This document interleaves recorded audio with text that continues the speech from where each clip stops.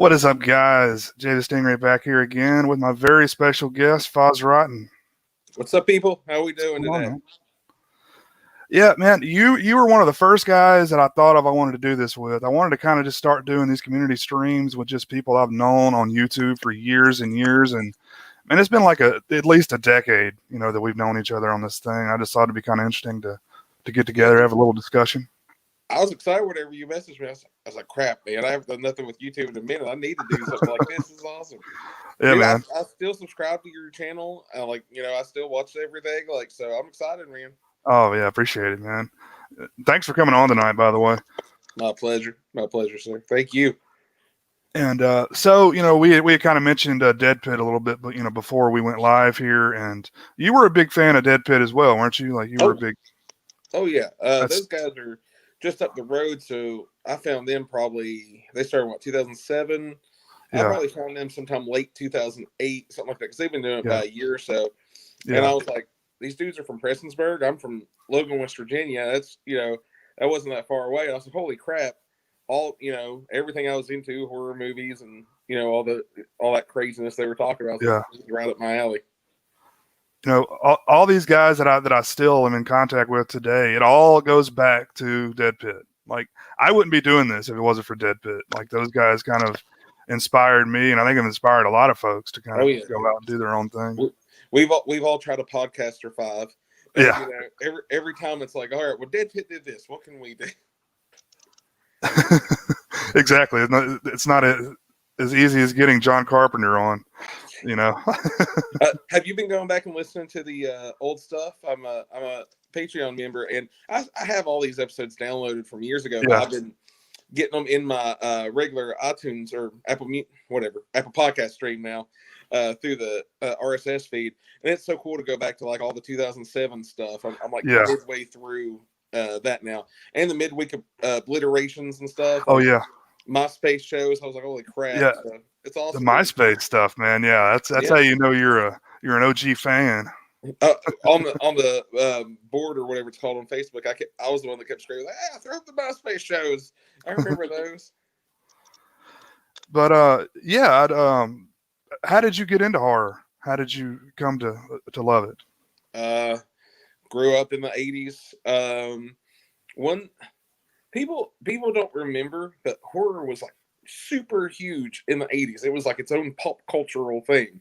So much so that like a lot of my horror memories from whenever I was a child came from TV and references in TV shows. Like I was thinking about this the other day. You remember that Grown Pain spinoff, Just the 10 of Us, that had Heather Langenkamp? Oh yeah, and like people like that. And they made Freddy jokes all the time because Heather Langenkamp was in it. Little brother always wore Nightmare on Elm Street shirts. Like he dressed up like Freddy on Halloween, and like so it was everywhere. There was dolls everywhere, cartoons everywhere. Comic books was a big thing. Tales from the Crypt at one point was like everywhere. So it was it was like whenever you were young in the 80s, the cool things were punk rock, heavy metal, horror movies. Yeah, that was it. That was everything. That's kind of exactly what I'm still into. Exactly. But yeah, man, back in those days, like they marketed all this stuff, like this R-rated content to children. Like Toys R Us would have Freddy toys and Jason toys and stuff. I remember all the costumes every year, like Ames and Kmart and places. Oh yeah, had like the real bad knockoff Freddy masks. The gloves was everywhere. And then it seemed like the Freddy mask and the Jason glove was everywhere. And then starting in '96 when Scream came out, that Scream mask was just everywhere. Yeah. That Scream mask was. I remember the Scream mask before the movie came out. It was really like genius that he chose that design because it was so available. I can't remember. I remember hearing some story they were almost went with another mask, but I don't know what it was. I don't remember all that stuff. Yeah, good choice. Yeah, and another thing I wanted to talk to you about is your music career. I know. You've got a band going now that we'll get to, but years ago, I asked, with your permission, I used one of your songs a bit too much. Yeah, too much. In some of my videos, I don't remember if it was on this channel or over on another horror review channel I was on at the time, But yeah, man, that was a great track. Thank you. Now, there's a couple of different versions of that one out there. Do you remember if it was like the more hard rocking version or like the more like laid back acoustic version? I think it was a hard rock. Okay, yeah, that was more my favorite too, because that's the second time I did that, and I do enjoy the first one. That was always just like a hard hitter for me. Yeah, Um, yeah. yeah, I did one under the name Fozrotten, as I still do, even in my band right now, Boldly Go. But I had, quote unquote solo career. Would always be me and other musicians, Hmm. Hmm. and we'd work together and just release stuff under the name I used forever, Fozrotten. And I released a few albums. All that stuff is up on Spotify, Apple Music. It's still out there. YouTube.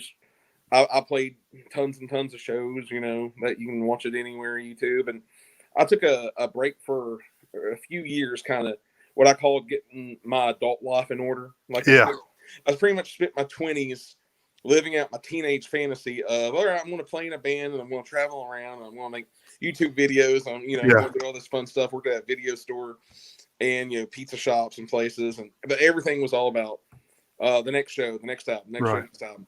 But then at a certain point, I was like, well, crap, I actually need to learn to be an adult. And everything kind of went on pause for a few years.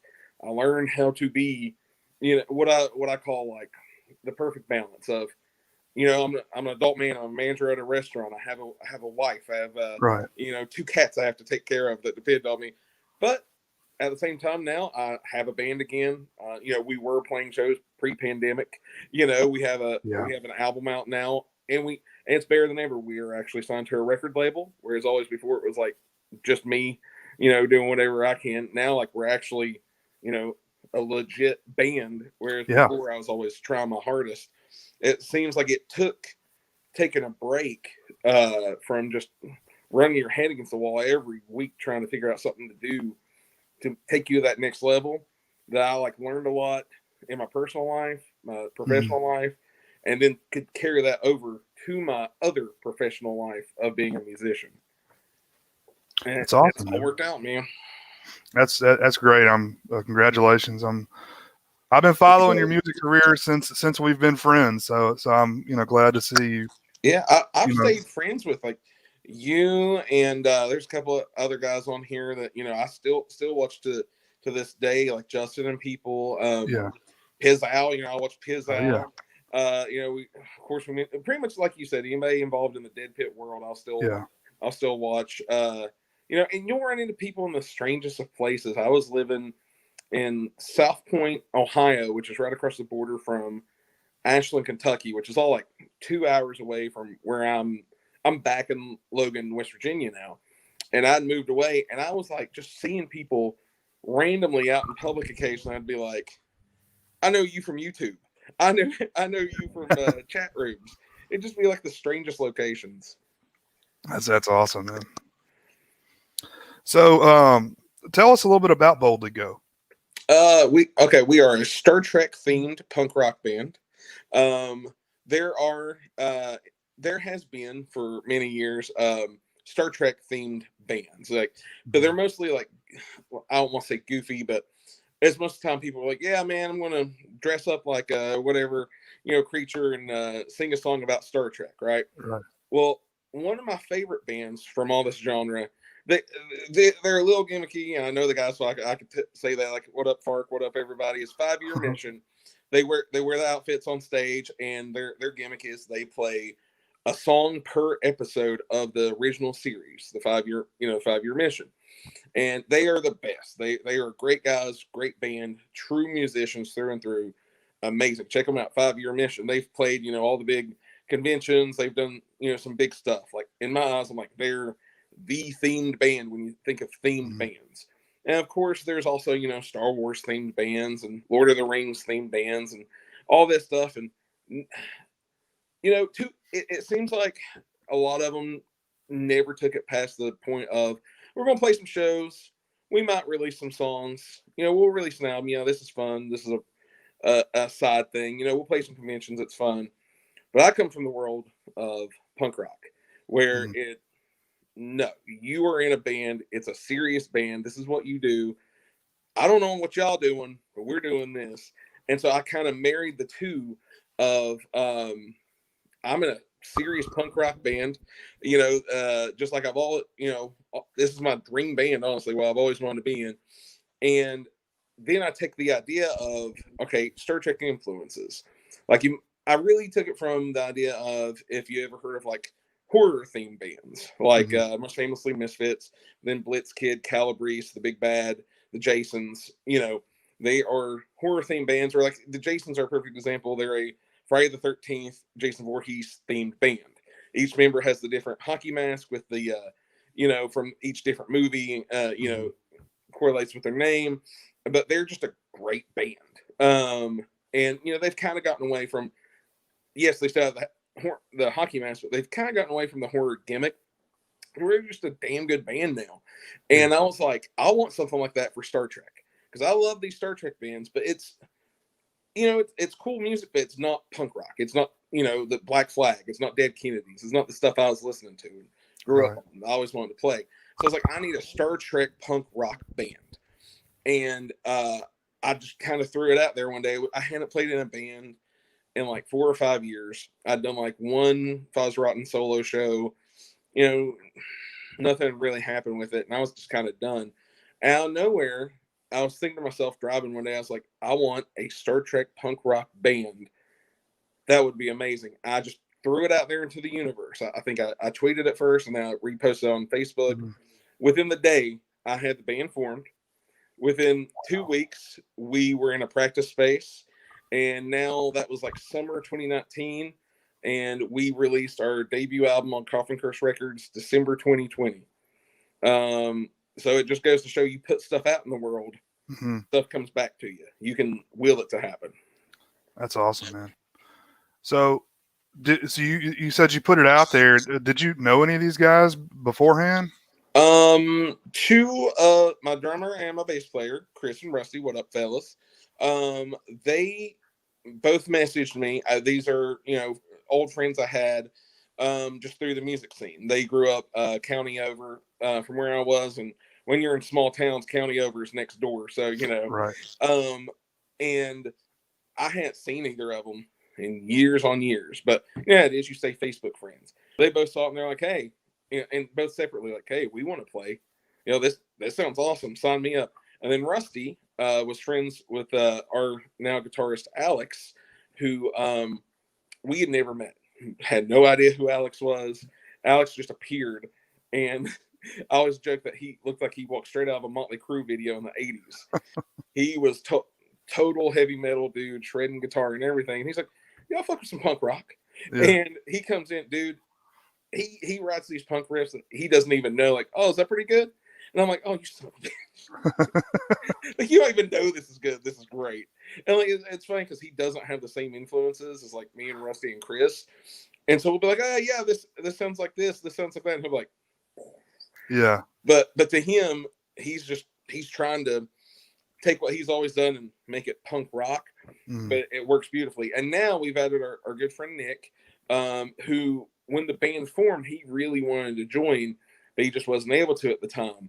And just over in the months that we were together, we were playing shows and everything, and then recording the album, it became very clear that Alex was too good to be one person, because he'd write all these separate parts for the album. And he was like, yeah, we're going to need a second guitarist, so enter Nick.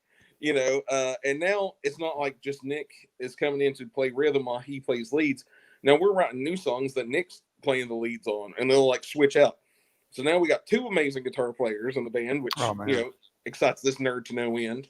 And it's pretty much this is how I say it. It's just a punk band. If you don't know anything about Star Trek, but you like punk rock, right there you have it. You'll love the band. If you do like Star Trek, just like, if you like horror movies and you listen to Misfits, you're like, I get that reference. Those are cool. It's just a theme. Some bands they write love songs. I'm like, well, why can't I write a love song about Andorian girls? Why can't I write a love song about falling in love with Kronos with a Klingon woman? It makes it just gives it that little extra something that, and just makes me happy. Mm-hmm. Are you guys covering the whole series, like all the entire thing? The way I look at it is, whereas like a band like 5 Year Mission, who I've mentioned a couple times, they have a specific agenda. They are writing a song per episode. I'm just the way I write it is, I'm just a guy living in that world, and I'm writing songs could be about anything.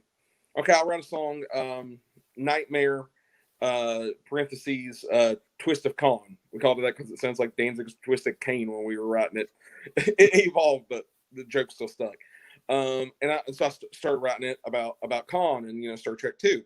The thing is, I write it from Khan's point of view, but still it works within my parameters that I set for myself of, you're just a writer in that world that knows about this story, that you're writing it from Khan's point of view, and that's pretty much where I set it. I just like the PMA, positive mental attitude, the positive future that Star Trek sets, and has stuck with all these years. And it fits perfectly with all the punk rock I've grown up listening to. Like H2O is one of the most positive bands in the world. You could take any of their songs and be like, oh yeah, that's probably, you could relate it to a Star Trek episode, so why not make it about a Star Trek episode? Yeah, that's cool, man. I was always a big next gen guy and a big DS9. That was really what I was into the most. I haven't really. You've been watching some of the more recent, like you've watched Picard and stuff, haven't you? Oh, baby, it's so good. Is it? Good. So good. I, Dude, I know I'm a fanboy, but legit, they're the best show. They're like the only shows that every week when they come on, me and my wife watches them. Period. That's our must see viewing. Yeah, the only reason that stopped me is because it's only on CBS All Access. That's the only All Access, which I think that this year it will be booming. This has been announced, but not a lot of people that are just kind of casual fans realize it. Where they combined with, I guess it was Viacom and CBS and some other Paramount or something like that, some big conglomerates, they all meshed. And one of the bigger things in it was, I think it was Paramount owned the Star Trek movies and CBS owned the Star Trek TV show, the two different licenses. Now it's all under one roof. Now you can do anything and everything with it. You don't have to keep everything separate. But not just that, the two business entities have combined and gave CBS All Access, which is an okay streaming service if you want to watch an old episode of Wings like I do. Like I'm a big Wings guy. I am too, man. I love Wings. That's all on there, or if you want to watch, like they're doing The Stand now. I don't even know if that's on CBS regular, but I assume it is. But I've been wanting to watch it on the app on CBS All Access. That's the new Stand? The new Stand, yeah. Oh, okay. The new episodes are on there. I'm guessing that it's on CBS regular. I haven't been watching it. I'm planning on it. And like they've had some original content on there, but not a whole lot. That's what Star Trek was kind of their, okay, this will be our original content to bring people in for. But it's pretty cool, dude. They, it's like any other streaming service. They got movies, they got TV shows, and now that they have Paramount with them, they've combined and added a lot more stuff. Like all the old Comedy Central stuff is on there. I was watching some Chappelle Show got taken off Netflix, but still on there. Yeah. I was watching that. I was watching some Reno 911, some Crank Yakers, all that good stuff's on there. And then like a lot of the older shows, Murphy Brown is on there, and then they have like the Murphy Brown Revival on there. But now that they're bringing so much new stuff in, they're going to kind of rebrand it, and they're calling it something else. I can't remember. This year, it will no longer be CBS All Access. They're going to call it something new and kind of like relaunch with like a lot of stuff on there. Yeah, give it a big push. So, and right now, season 3 of Discovery just ended, the new Star Trek show. And I think up next will probably be Picard. They haven't started filming it to my knowledge. I think Discovery is filming. I know that much. So it's going to be a minute due to COVID and everything. Yeah. But by the end of the year, it will be a big push on it. And I know that's the one reason a lot of people haven't watched these new shows: Discovery, Picard, Yeah. Lower Decks, which is just a great animated series, like from one of the writers who is on Rick and Morty. Oh yeah. It's very Rick and Morty feeling. Lower Decks. Yeah. As a TNG fan, you'll love it because that's the timeline that Lower Decks is set in, is directly after Nemesis, the last TNG movie. Right. Whereas Picard follows like regular timeline, and if it's been 20 years for us, it's been 20 years for him. Yeah. Lower Decks, the cartoon, can take place anywhere, so they set it at the point in time everybody's familiar with, TNG. So they have a lot of fun with that. They've had like guest stars like John Delancey as Q, which was perfect for like a cartoon. But I encourage everybody, check out CBS All Access. You can usually get like a month for free to binge a bunch of stuff.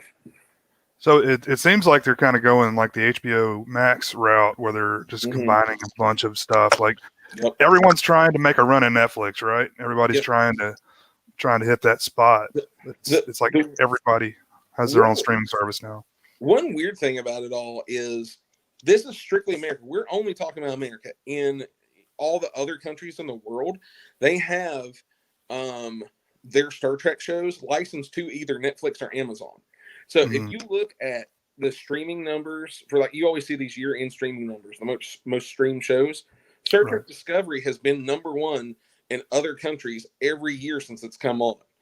Like, it's big time over in Europe. And here it's just like people aren't watching it because it's CBS All Access. Yeah.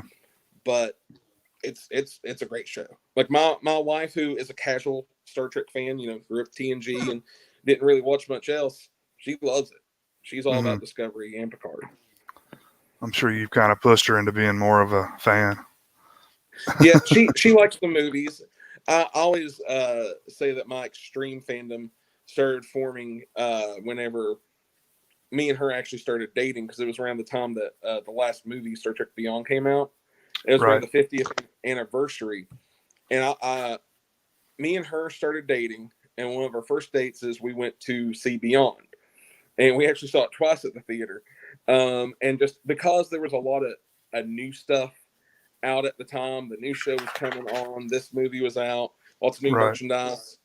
The collector mentality. You're like, oh, I like this thing. I want to be going towards this thing. I just kind of like, for whatever reason, my always love and always casually been a fan and watched all the shows of this series became like pinpointed. Then once I had the idea to start the band, it snowballed. Sure. Yeah, I can imagine. Yeah, man, I remember like being in high school, like staying up late, drinking beers, like talking about, Star Trek episodes and, talking about the science behind it just for hours and hours on end. I love that stuff. The science on these shows, it, of course, at the end of the day, it's all fake, fake crap. But they really try real hard. Like the whole thing on Discovery is a spore drive that will zap you from here to there instantly, so you don't have to rely on the warp core. Well, the whole science that they put behind it is based on real life science. So much so that like the scientists whose work that they are basing that on, they even name like the main character after. And that's cool. It's cool. They try to stick so good, and they're really good at bringing fans in. There's a couple of different fans who I've met online just through Twitter who were just big, like I'm a big fan of Klingon. I've taught myself Klingon over the years. They hire them to be their Klingon experts. Wow. Yeah, so you could just be a fan and get an email from CBS saying, "Hey, you want to help us out?" I've tried to learn Klingon before. I didn't get very far. Yeah.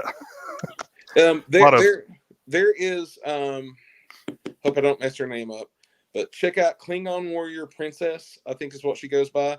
She's super awesome. She does regular pop covers in Klingon, in full Klingon garb. Wow. And she had a hit last year with the whatever the big song from the movie Frozen is. Okay. I always make the joke that I saw Frozen whenever Adam Green released it, and I didn't need to see any of the others. Yeah. But it is what it is. That's a super huge song. She covered it in Klingon. It went big time. She was in like Entertainment Weekly and stuff with it, and she is super awesome. She does charity stuff. She's working on like third album now. We talk occasionally, and she gets me so excited, like telling me cover ideas and everything. I'm like, oh, that's so good. And she will do conventions and stuff and donate the money she gets from it to charity.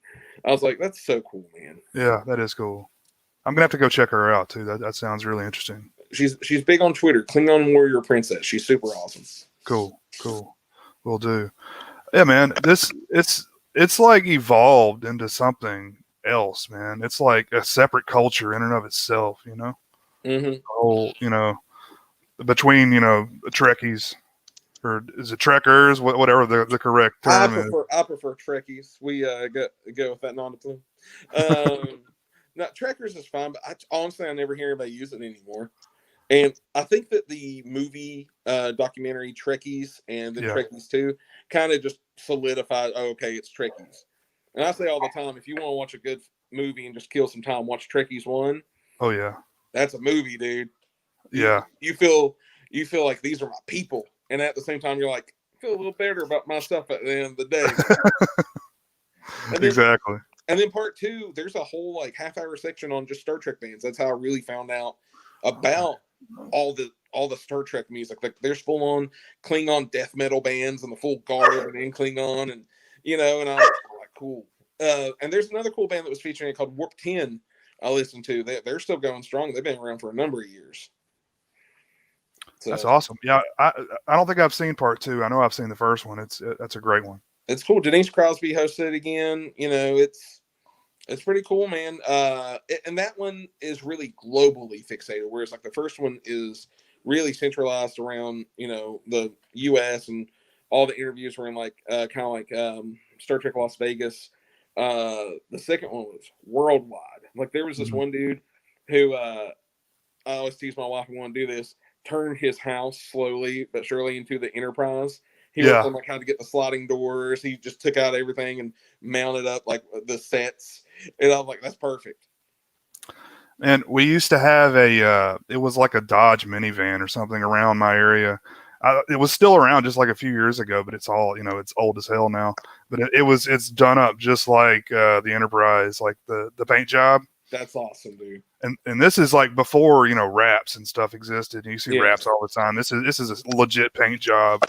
It looked awesome. And I would always, stop and, tell them how cool it looks and stuff. That's awesome, dude. We have a DeLorean around here that I'm all like occasionally I'll be like, DeLorean. That's like the holy grail, isn't it? And like my wife will kill me if she sees this. I want to rat her out. She didn't know about it being around one day. And we were just talking. This was pretty recent. We were just randomly talking one day. We're like, okay, if you could buy any car in the world, what would you get? And of course, I was like, I'd buy a DeLorean, and because of course. And she was like, is that a real car? And I had to stop what I was doing. I was like, honey, did you just ask me if a DeLorean was a real car? That's funny, man. And then I had to like tell her all about the cocaine fueled 80s and how yes, it was very much a car. Yeah, I don't know that I've ever actually seen one in the wild, like other than like a car show or something. Yeah, I've seen several. Like I said, one about county over in Winston, there's a guy that had one. I knew the parking place. He normally kept it in town, so if I'd ever be in town, I would like drive by just to see if it was there, and always be like, yeah. Where we're going, we don't need roads. Yeah, I've been on a hard Back to the Future kick lately. Like, like I was saying with the Star Trek thing, like I always loved Star Trek, but about 5 years back or so, I just went deep dive into it. You know me, I've always been a horror fan, and I'll just occasionally get on like big kicks of like a certain movie. Like Trick or Treat, from the 80s is one of my favorite movies. And I'll go die hard into it for a while. I'll like look online at all these props and replicas. I'm like, I need that Sammy Kerr thing right there. And lately, for some reason, I've been really getting hardcore into Back to the Future. I've been starting to get like the NECA figures and this and that. And my wife's looking at me like, no Back to the Future band, Aaron. And I'm like, Back to the Future band? That's a great idea. Yeah, man. I went really deep into like heavy metal horror films, and it's actually a name for that subgenre. Yep. There's hundreds of them. I was going to ask you to. I'm so glad you said this, dude. I was looking at a VHS tonight that I saw somebody just post a picture of one of these like Facebook, VHS swap things. I didn't even see the cover. I saw the top part of the box. It was called a Horror Rock. And I'd never heard of it. I'd never seen the name. So I went exploring on Google, as you do. Couldn't find it on eBay. I found a listing on Amazon, but unavailable on no picture. So thankfully, Letterboxd, a website I will go to my grave loving and praising. Because they have everything on everything. Patreon member for several years. Letterboxd.com. Fozrotten. They had it on there. Apparently, what it is something like one of these. It was from '89. It was one of these. I think Fangoria did a couple types of these movies where it was like clips from other horror movies, and then they just put like heavy metal songs over it. And I'm like, this is the greatest thing ever. I want to watch this because, like you, I love all these heavy metal horror films. I love music films in general. Like Eddie and the Cruisers is one of my big obsessions from childhood. There's this movie called Bandwagon that I love that a lot of people haven't seen. Airheads is one of my favorite movies. Oh yeah. But specifically like horror and metal together. Trick or Treat is one of my top 5 all-time amazing films. It's kind of like everything all in one package. And then you got your Black Roses and everything like that. Like, dude, it's so good. I love it. Me and you, we're gonna find that Horror Rock VHS. I'm gonna have to like try to re-find on Facebook where that was at and be like, all right, dude, you got me. How much you want? Yeah, you've got me curious now, man. I'm gonna look for it. I looked on YouTube, it wasn't on there. Like I was like, come on, YouTube, you have everything. Yeah. It really is everything on YouTube, man. You can find some stuff if you dig. What? So give me a couple good title suggestions on horror metal, horror rock movies. Have you seen Hack-O-Lantern? I actually haven't seen it, but I know the cover. I know what you're talking about. And that is on YouTube, I believe. It's also on Shudder, I think, or was. What is the Tracy Lords one I always see? Is that Shredder? I'm not sure. I think I'm mixing up a couple. I can't remember. There seems like there's one that always has Tracy Lords on the cover named Shredder, but I've never seen it. So is that the same? I'm gonna have to look and see if that's the same movie that has what's his name from Sequest, Evil Dead's brother. Ted Raimi. Yeah, Ted Raimi. So like, what was his big slasher film? Am I mixing that up? I think they're Shredder. His big slasher film was it was like 91. The Intruder. No. That he was in that. I remember what you're talking about. I think this was another one. We'll look off. Oh, here we go. I think someone's got the answer for us. Is it Skinner? Skinner. Thank you, Skinner. I have not watched that. Is that the one with Tracy Lords on the cover? And does that have anything to do with heavy metal? Because I always see it pop up. Let me go look. Yeah, Hack-O-Lantern's pretty good. There's one with werewolves in it. I'm gonna figure out the title of that one. You have my attention, sir. Go on. I know that Ginger Snaps was like very like grunge themed. That's a great one. Yeah, I always like whenever. One of the reasons I'm partial to like Halloween 6 and movies like that is like when it has like a heavy grunge feel or a metal feel to it. Mm-hmm. Just anytime a movie has that feel to it, or like the Night of the Demons movie, I always say is one of the best heavy metal. That's one of my favorite horror films. The Gate 2. Gate 2 is actually not that bad if you all haven't watched it. Shock 'em Dead. Okay. Black Roses, of course. Everybody loves Black Roses. Yeah. Rock and Roll Nightmare. Oh yeah. Rock and Roll Hard Rock Zombies is one of my favorites. Of course, you can't beat the all-time punk rock horror movie, Return of the Living Dead. Of course. Another deep obsession of mine. I was deeply considering spending my entire stimulus check on the original print poster of the punk rock zombies. Oh man. Yeah. That's kind of one of my holy grails is I want that original poster. That's awesome. I've got Skinner pulled up here. It's pretty crazy. It's got Ted Raimi, Ricky Lake, Tracy Lords. That's There you nuts, man. go. So it is Tracy Lords on the cover I see every time. And it's on Amazon Prime. Well, there we go. I'll have to check Does it it have out. anything to do with heavy metal? Yeah, let me go through this list I've got here. Terror on Tour. They really owe some money to Kiss, I think. Yeah, I know of that one. I mean, I haven't ever seen it. I know it's been out for years, but I know of that one exclusively because Dead Pit reviewed it years and years ago. I'm sure they weren't very kind to it. They weren't. I remember a whole video thing that they did for it. It was hilarious. Lone Wolf is the werewolf one from '88. I never watched that one. That's a lot of fun. There's something about an airplane I always see pop up too. Maybe it's just called like heavy metal or something like that. But it's like a Marilyn Manson ripoff guy on a hijacked airplane or something. I always see that pop up. I think it has the dude from Nightbreed in it. Turbulence, maybe? Is it called Turbulence? Oh, 3? yeah. I remember Did you ever see Suck from 2009? Yes. Talk good. about good punk rock vampire movies. I like that one a lot. I was talking about that the other day. Like Rollins is in it. All kinds of people in it. Deathgasm was a really fun one. Yes, I love Deathgasm. That's a big black metal horror comedy. That really gets you into thrash. If you haven't listened to like any like good new-ish thrash bands like Municipal Waste or anything like that.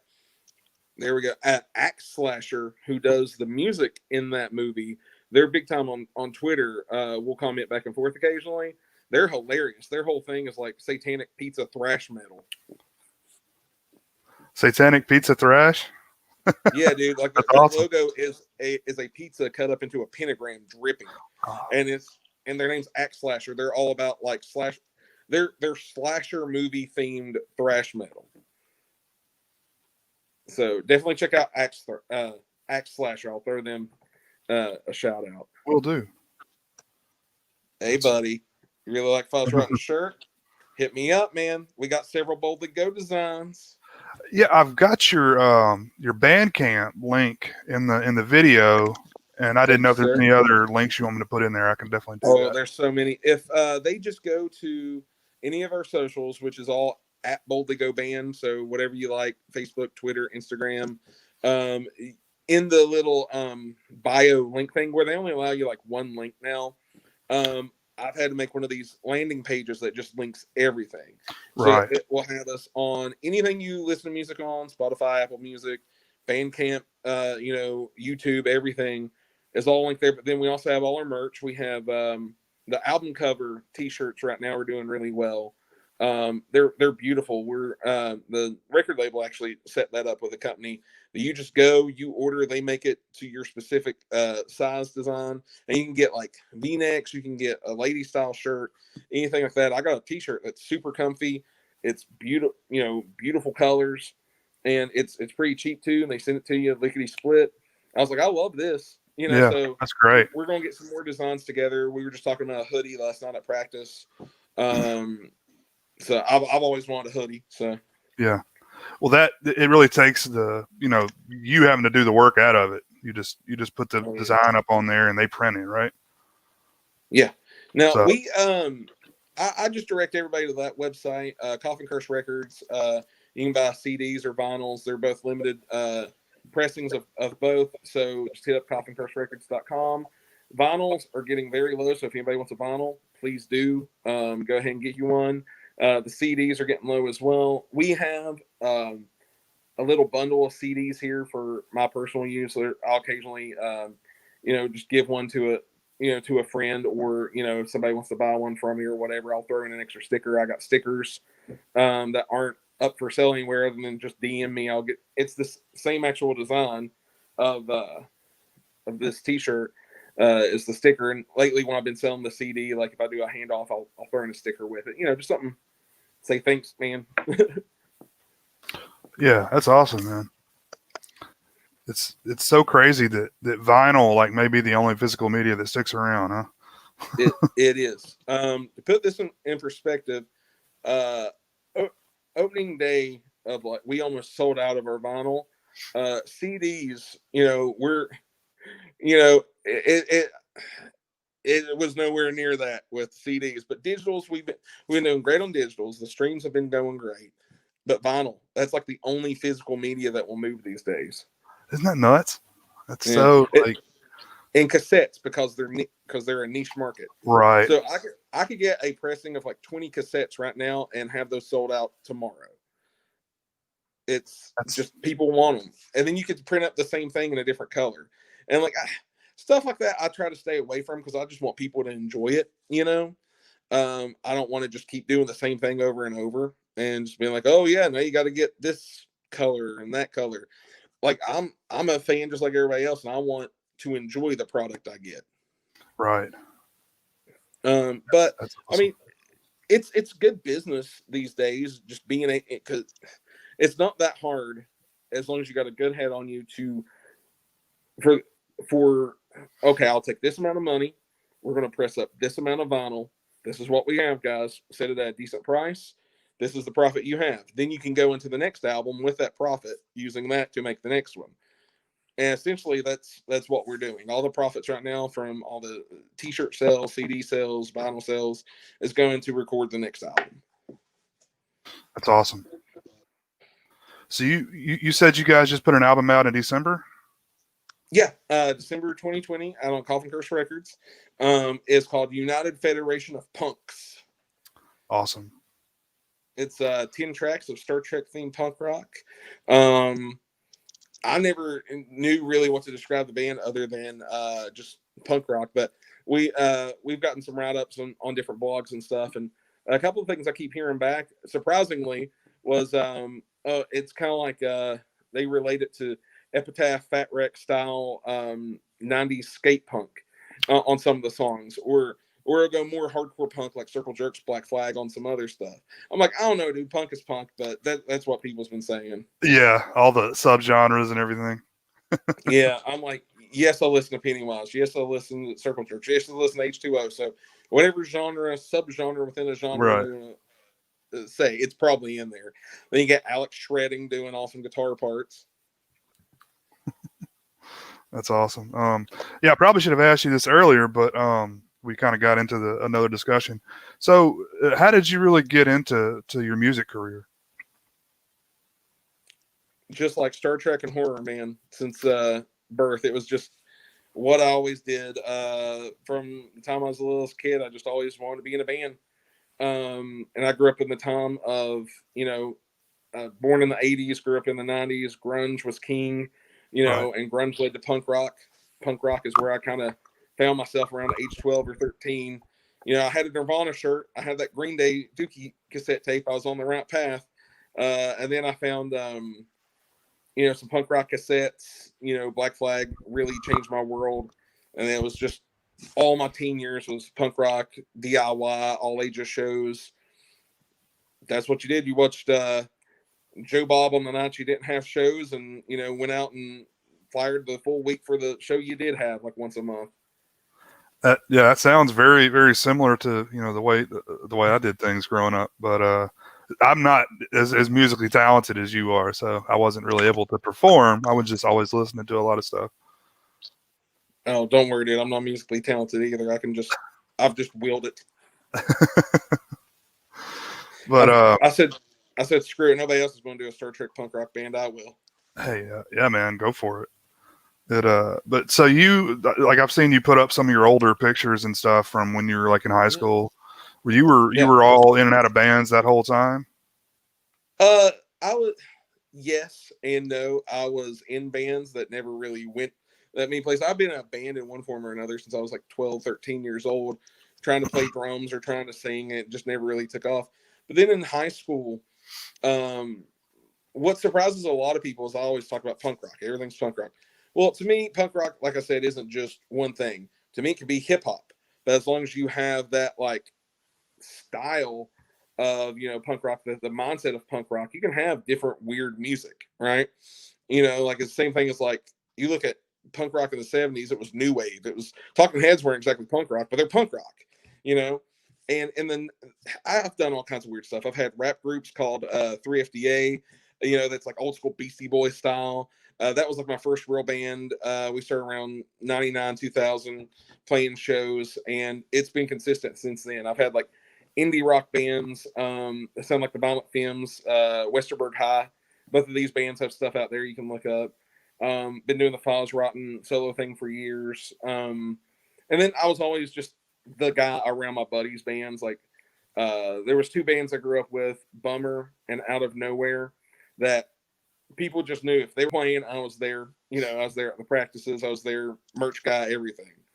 That was cool, man. I got to travel, like do merch while they opened up for legitimate bands like Real Big Fish. Was one of the bigger bands I remember. Wow. Come Back Here, and that was always cool. The Big Bad is a band that I'm friends with now. They've done a lot of stuff. They've been around for a number of years. They're on Horror Hound Records. I'm just shouting everybody out. Oh, yeah. Horror Hound, from the convention circuit and everything, in the magazine. Big Bad is my best friend Zach Levon Nasty. We grew up together. He was the lead singer of Bummer that I mentioned earlier. Me and him are besties. He always supports me. I always support him. And I've, been there with them since day one. And they're on Horror Hound Records, got a new album coming out this year. They do great. That's awesome. So we got a question in the chat here. Love it. Well, maybe not love all of it, but I'll take that original trilogy any day. Absolutely. Yeah, I don't know, man. I've gotten kind of burned out on Star Wars lately. I haven't. I've seen some of The Mandalorian. Haven't finished it yet. Same. It looks very cool. I hear great things. Kevin Smith tells me weekly how much I need to watch it on his podcast. And I'm like, okay, Kevin Smith, I will eventually. Let me just find time. Yeah, I don't know, man. I'm kind of mixed on the new films, honestly, but I like that first one back. Was it The Force Awakens? Mm-hmm. I thought that was great. I liked everybody in it. All the actors were great. I've liked them, in the other films I've seen them in. One dude from Attack the Block is great in it. I love Attack the Block. I liked that first film. The second film, didn't really dig. Third film, so. But Mandalorian seems like they've hit their stride. Now, I will say this. A lot of people don't give credit to these films. Rogue One, excellent. Yeah. And then Solo, I know this is just my personal opinion, but Solo, the best thing that they have done in years. Since like original trilogy for me, Solo is that. Because Solo felt like the 2009 Star Trek revival, where it's like they did the Kelvin timeline. I won't call it a reboot because it's a whole separate timeline. Don't get me started. That's what it felt like. It was fun. It was action adventure. It was a buddy cop comedy, whatever you want to call it. That's exactly what it was. And I loved it. I was like, fuck yeah. And then I went home and everybody was shitting on it. I'm like, dude. Yeah, the fans have really gotten nasty. And like Rogue One was just an awesome, just depressing movie. It was like very much Empire Strikes Back level depressing, but Empire Strikes Back is the best of the batch, Like I just love it when they don't have to depend so much on the whole Skywalker storyline. And that's what's made Mandalorian seemingly so good is they're doing this whole other story just in the universe. That's one thing Star Trek does, Yeah. That's what I've been asking for. I'm like, why do we have to keep following Luke around? Why is Luke still in these damn movies, I mean, it's fine. I just don't really care. It's like, can't we move on? We have this world. Now give us stuff. Right. Like I know they've done it in video games and other stuff, comics and everything. It's fine. Like I was saying with Star Trek, you have your world, and now just give us a story in that world. Doesn't matter if anybody crosses over or not. You get the occasional crossover, people lose their mind. And I say that about everything, man. I say that about, Alien, Predator. Why do we have to keep having Sigourney Weaver in this damn thing? I know she's done now, but can we go on a quick aside about the whole Alien Predator thing? Please. Because I've been looking to talk about this with somebody. Okay. Oh, who we got? This is Lauren. He's a big punk rock fan as well. What's up, brother? How are you, man? What's up, man? I'm Falls. I was just about to take him down a Alien and Predator rabbit hole on something that has been eating away at me. You like the Alien and Predator films? No. No. Okay, so they spend all these alien films trying to keep the alien away from Earth, right? Right. That was like essentially the plot of the first 4 Alien films. And what did they go and do on Alien versus Predator? They put the alien on Earth already, way predating all these Alien films. I realized this a couple years back. It's always bothered me ever since. I agree. And All what right, I think Lauren meant was Lauren doesn't like the AVP films, I think is what he's saying. Correct. I kind of enjoyed the second one when I saw it in the theater because it was like a big monster film. Yeah. I haven't rewatched it since then, so I'm sure it's not as good as I remember. I've tried to watch it a few times, and I don't really care for either one of them. It's I remember it has one dude from Sons of Anarchy, Half Sack. Oh, really? He's in it. That's one thing I remember about it. I just remember the big build up for the Predalien, was such a big, oh, it's gonna be awesome. And who was it? The 2 brothers made that one, right? The Sperrig or whatever their name is. Yeah. And it's like, oh, they're gonna do a great job. And it was a lot of buzz around that film, before it came out. Like, the first film was garbage. This film's gonna be great. I agree. I remember going and seeing that first Alien versus Predator film, thinking like, "Oh man, this is gonna be awesome." Lance Henriksen's in it. You know, back whenever that meant something. Right. And but dude, I genuinely enjoy what was the last two? Predator and Predators. Predator. The Predator and Predators or something like that. You mean the last one the very last one? Yeah, the last one. That just came out to theaters like 2 years ago. I really enjoyed them. Even the one before with like Danny Trejo and people in it. Yeah, with Lawrence Fishburne. Yeah, that was great. Predators, I think, was that one. It really got to get something going with these titles, man. They're too damn confusing. And then what was the last one? Was it just The Predator? I think it was. Is that right, Lauren? You probably remember. It was. It was during that movement where, like, you got all those franchises were just taking the name of the main character and making that the film name. So I figured, like, The Predator was one because they couldn't say, like, John Predator or whatever. John Rambo. Yeah, exactly. Have we had just Rambo yet? A couple times. Ever? What was I remember because how did it go? Did they go First Blood, then Rambo Part 2? And then Rambo 3, they dropped the First Blood. And then, what was it? Just John Rambo or just Rambo? Depending where you saw it. Europe got it as John Rambo. We got it as Rambo. Okay. Yeah, it gets worse. Don't worry. And then what was the new one? Rambo Last Blood. Yeah. I've still not seen that. It's good. I think so. It's fine. It's just after how big the fourth film is and how well done the fourth film is, the fifth film feels slight in comparison. What's up, Tim? Isn't it like Rambo versus the Cartel or something like that? Yeah. He needs to stop now, and I think he is. I think they're rebooting the entire thing now. Pre-coronavirus, that was the plan. So I don't know.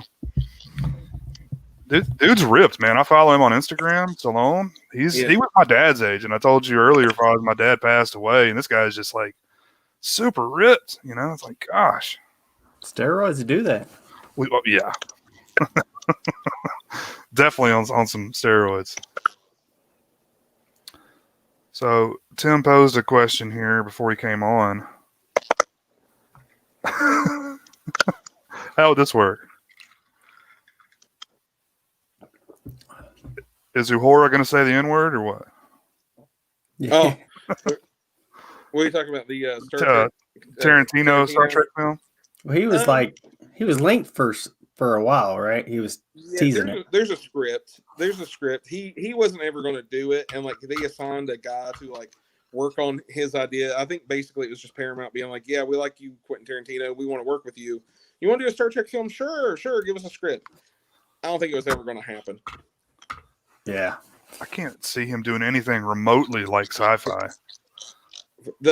From my understanding, was I think he liked Chris Pine as Kirk, and he just wanted to take that cast and basically remake an original series episode, like one of the ones set on Earth. I remember they were talking about, this is all just speculation. And like probably do it like very non-Star Trek, very non-sci-fi, but with that cast.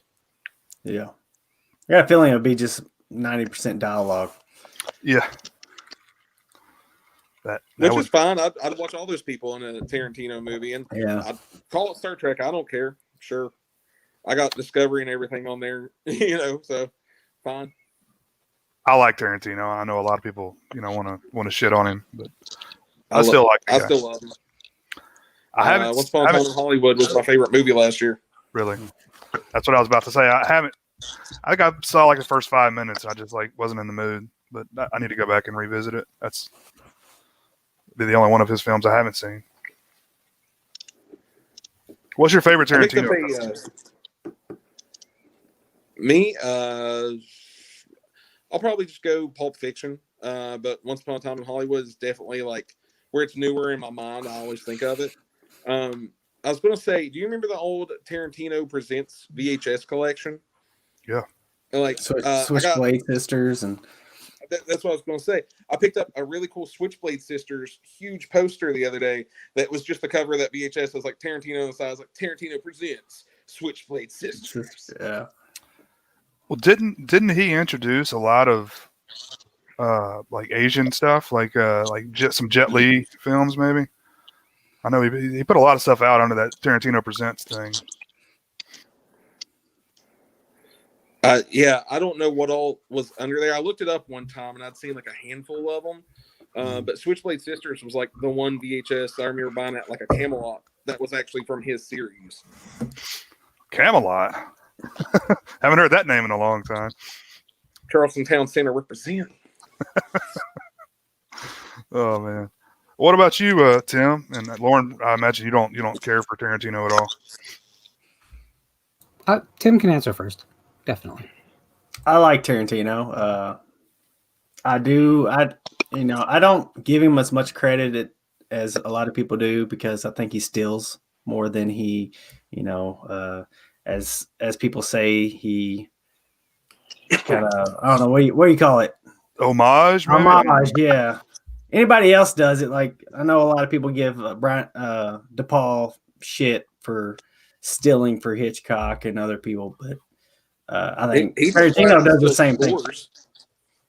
He'll just flat out take scores from other movie and put them in his movie. Yeah. So, but other than that, he's a great filmmaker. I mean, at the end of the day, who hasn't ripped off Hitchcock? Right. Because I really liked Reservoir Dogs when I originally saw it. I still own the Laserdisc. That's the last time I purchased it again. I'd say he's very self-indulgent as a filmmaker, and that's one of my pet peeves as a fan of cinema is the point where it's more about the filmmaker than the story itself. I get turned off, and he loves to trespass that. So yeah, I'm not a fan. I understand the appeal. It's just 3-hour epics about, hey, look at me as a filmmaker. It's just not my thing. I get that. I was like Jackie Brown is my favorite. And it's so weird. Like when I first saw Jackie Brown, I didn't like it at all. Only because I was expecting another Pulp Fiction, Mm-hmm. And he went a totally different route. Well, I mean, not completely different, but a little bit different in that, blaxploitation lane. And I've really just come to love it. Like, what's his name? Michael Keaton is great in it. Mm-hmm. That's one of my favorite Samuel L. Jackson roles. Mm-hmm. And was he like, don't fuck with my levels. You play the radio. Don't fuck with my levels. That's that movie made me always want to drink a what does he drink? The orange juice and vodka, whatever that's called. What is that called? Screwdriver? Screwdriver, that's it. Ask the guy who doesn't drink. That's like the most common mixed drink around. I can't think of the name. But yeah, Lauren. And Jackie Brown's his only his only novel adaptation. I mean, he actually credits, yeah. Yeah. He actually credits. I mean, Reservoir Dogs was pretty much a ripoff of City on Fire. Yeah. Though, to be fair, I mean, stylistically, it's nothing like that. It's just the plot is point by point.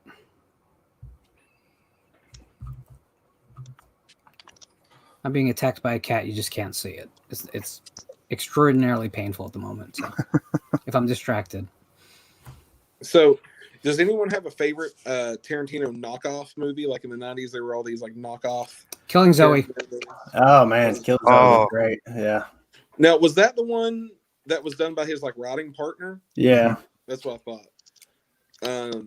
I guess you could say that because the guy who wrote Killing Zoe says that Tarantino stole from him. So yeah.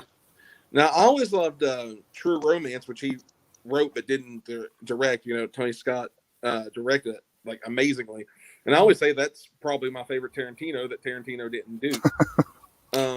But the dialogue's there, and the weird thing was, I don't know if you all ever noticed this, he didn't do originally. I guess still hasn't DVD commentaries for all his movies, but he did one for True Romance, even though like he was just the writer on it, and that's like a fun commentary to listen to. So you know the original Quentin Tarantino, Roger Avery plan, right? Reservoir Dogs, True Romance, Pulp Fiction, Natural Born Killers, they all take place at the same time because they all were supposed to be in the same diner. The diner scenes are supposed to be interrelated. He wanted to shoot it so that everyone would be in the background. But because obviously Reservoir Dogs happened first, and you're not going to say no. But that was the idea, is that the diner scenes were where everything spun off into these separate stories. The same way as the beginning of Psycho, you know, the camera pans into one window and we get that story, but it could have panned into any window. That's awesome. No, I didn't know that. I knew the connection, the Vega Brothers. You know, they were always one of the Vega Brothers movie. I remember that, but no, that's awesome. But now those two men don't talk, so that'll never happen. Yeah, that was on Pulp Fiction, wasn't it? Where they kind of split ways. Yeah. Yeah, I like Killing Zoe. I like damn it, I'm blanking on names tonight. The guy that was originally Marty McFly. Eric Stoltz. Eric Stoltz. Eric Stoltz. Yeah, I like him a lot in there. And did you guys ever see Love in a 45? Yeah. That's a good Pulp Fiction ripoff. Like, great soundtrack. Around that same time, it wasn't really a Pulp Fiction ripoff by any means, but it was that indie movie thing with Eric Stoltz. Did anybody ever watch Kicking and Screaming?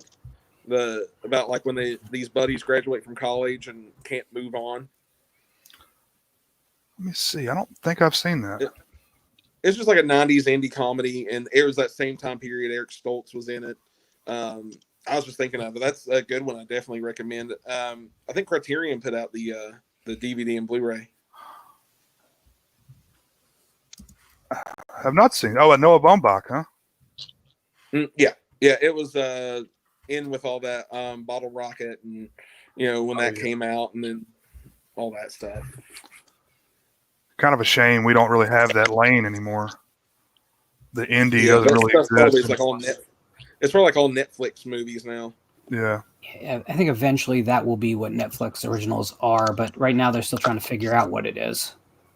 It needs some real big hits that are really well acclaimed, not like an Irishman type thing, which was like, you know, pre-sold to an audience. Something that crosses over the way Reservoir Dogs did. Reservoir Dogs was not a hit at the box office, but it changed cinema. Has there been that one big Netflix movie that everybody needs to watch that's only on Netflix? I guess Bird Box was the closest that as far as being a phenomenon, but it's not a good enough film to change cinema. Is that one you think, though, that if it would have went to theaters, it would have done just as well? I don't know.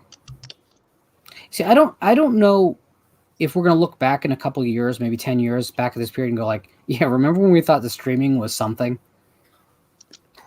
Because it may just see again be the new television of today. We're just excited about the technology right now. You don't know. This could be the MySpace of entertainment. It really could be.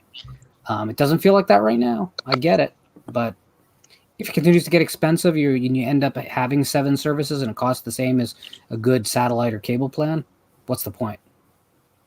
That's why I've held off on getting HBO Max. Like, it just now went to Roku, and before that, I wasn't going to pay whatever it is, $14.99, something like that, just to watch it on my phone or a computer. I've considered it now, but I still just really don't care. I probably just end up watching Fresh Prince reruns on it. Well, they just moved up Kong versus Godzilla to March, so I guess I have to do something about that by March. Unless it does hit theaters, in which case I will go there. I don't give a crap.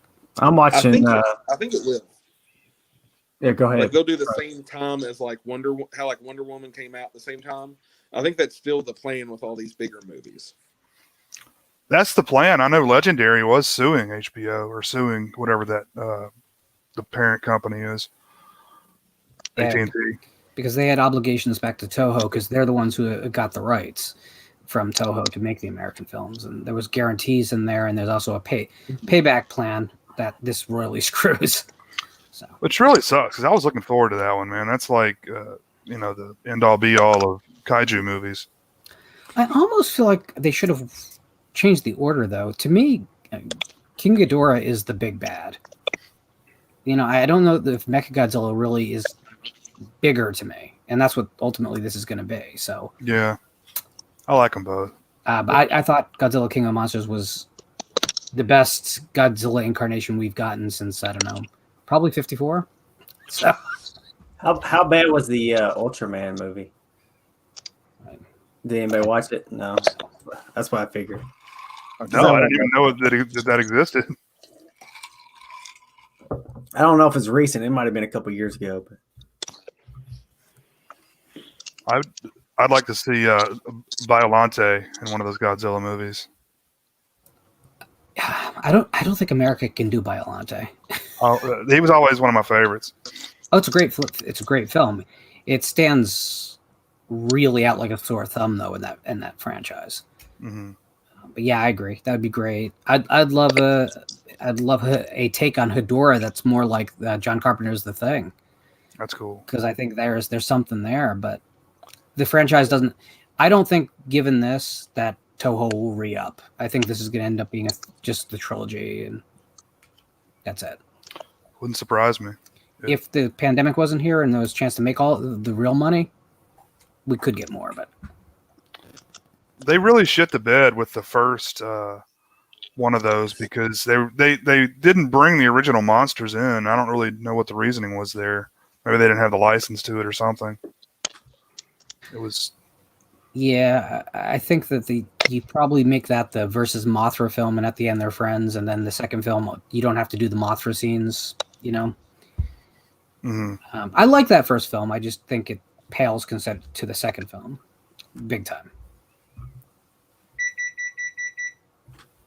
Well, pizza rolls are ready. That's not my house. Bomb's about to go off. Alexa, make pizza rolls. I wish. I like going on Zoom calls and asking Alexa to do things because there's always someone's house where it answers. Yeah. Joe Bob. What's going on? How y'all doing tonight? What's up, man? Not too bad. How y'all doing? Good. Good. Just hanging out. Just on here for a few minutes. What's the topic? We're talking Godzilla at the moment. I'm not very big into that. But yeah, I don't know. It'll be real interesting if you said they moved it up to March, so March. I guess they're trying to get it out before some sort of litigation happens. Is that a good thing or a bad thing? I don't know. We got like 1.5 seconds of new material on the announcement, so it's just Kong punching Godzilla in the face. Looks good. I hope the CG is better than Wonder Woman. That's all I gotta say. Oh, it already is. What's the next big movie HBO is putting out there? Is that it, or is there like a one or two in between that and Wonder Woman? I think that's the next big one. Matrix isn't until I think June. I haven't even seen a trailer or anything on that. Is there one out yet? No, they just premiered the logo, which is the old logo, different colors. So I don't know how big Dune's gonna be, but I'm gonna watch it. I think Dune is August, and I think Conjuring is October. And that's pretty much their big. Wait, there's another Conjuring movie? I didn't know that. Yeah, because with the ridiculously bad title, The Devil Made Me Do It. The Conjuring, The Devil Made Me Do It. Oh, goodness gracious. You can blame Asia for that. Yeah, I did like Insidious 3. I thought that one was like way better than it had any right being. So yeah, with that track record, Conjuring 3 might be all right. Was that the one with the keys? That was the fourth. Insidious okay. film. That was the fourth one. I didn't like that one too much, but Insidious 3, I just remember I related at the time to if they were doing the Nightmare on Elm Street style movies. The second one was like the really odd one of the bunch, and then the third one was kind of like the Dream Warriors of the bunch, where it was pretty good. Had kind of a rocking soundtrack. I remember there was like a Pixies poster on the wall, and I'm like, okay. And it was just a way better movie that had any right being for the third Insidious film. And then they kind of lost me on the fourth one, just like the Nightmare on Elm Street franchise started going down with the fourth one. Although that does have a cool karate fight scene that I still love. Yeah, I love the montage when it's like clearly a man with like a different colored wig than her hair. It's so funny.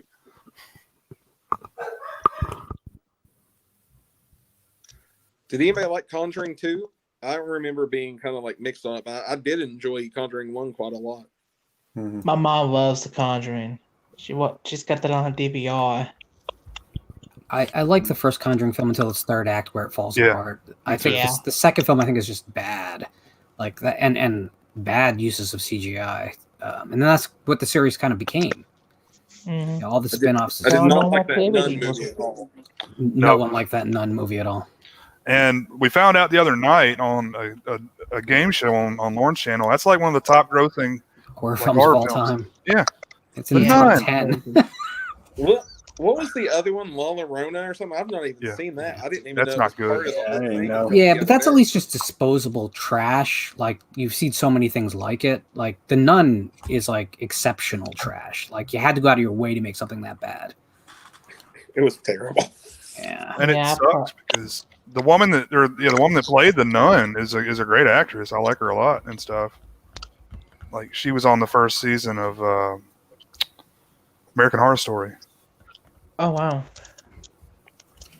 I'll have to look that up. I don't know who that is right off. It's damn it. I'm sucking on names tonight, but you know the woman who plays the main woman in the Conjuring films. It's her sister. Yeah. It's her sister in real life. So she's like 20 years younger than she is, but it's her sister. Yeah. So Jay, look what showed up today. Awesome. The British edition, because America still only has crap editions of this film. It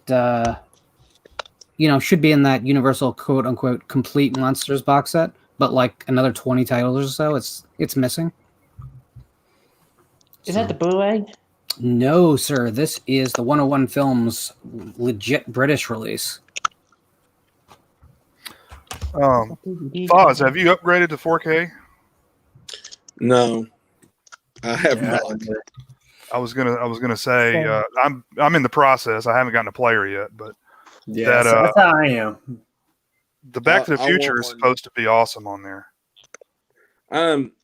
Yeah, that's what I'm hearing. I've got a couple 4K Blu-rays just out of, I'll pick up this cooler steelbook case that has 4K and the regular Blu-ray and that, and the digital code and all that stuff. Any more like bigger movies like John Wick 3 was kind of a good example of this. I'll pick up the cooler steelbook that has all that in it. Really, just upload the digital code, watch it on digital as I go, and have that for my John Wick steelbook collection that I have like all the others on. Mm-hmm. Yeah, but I got that Blu-ray set that came out like in 2015, which it looks pretty good on Blu-ray. I think it was great. Yeah. Yeah. I can't imagine it looking better than that, but Yeah. Oh God, yes. Well, boys, I hate to jump off here, but my phone's giving me that low battery sign. I don't want to just Oh die out shit. on me without me saying nothing. Well, thanks again for doing this, man. I really appreciate it. Maybe we can get Dude, together. anytime. This was really fun. I enjoyed talking with everybody. What up? I'm Foz. Hit me up, Fozrotten on everything. Take care, man. All right, guys. See y'all later. Thanks. See you, Paz. Yeah, Foz and I have known each other for, dude, it's been over a decade on YouTube. And again, back to the Dead Pit days. So many people. Yeah. So many guys, Ryo Magnifico, Orc, Pizzow, Foz. Absolutely. I've known since the old message board days. Get out of here. This dog is going bananas. Jay, did you used to call in? Or do I don't think I ever called into that show. Me neither. I remember Piz calling in. Well, Biz had a segment, I think, on there. Yeah. And so did Rambo Raff. Yeah, no, the one I really listened to a lot over the years is the worst remakes. Oh yeah. That was my idea, and they did a really good job with that. There was a really good one too when they like had a bunch of like really shitty like independent films that they had gotten in over the years, and they just decided to review them all on one show. I randomly listened to as the Dead Pit where Andre the Giant shits himself on stage. that was a live stream. Yeah, that was on the live stream. That was a good one. Oh God.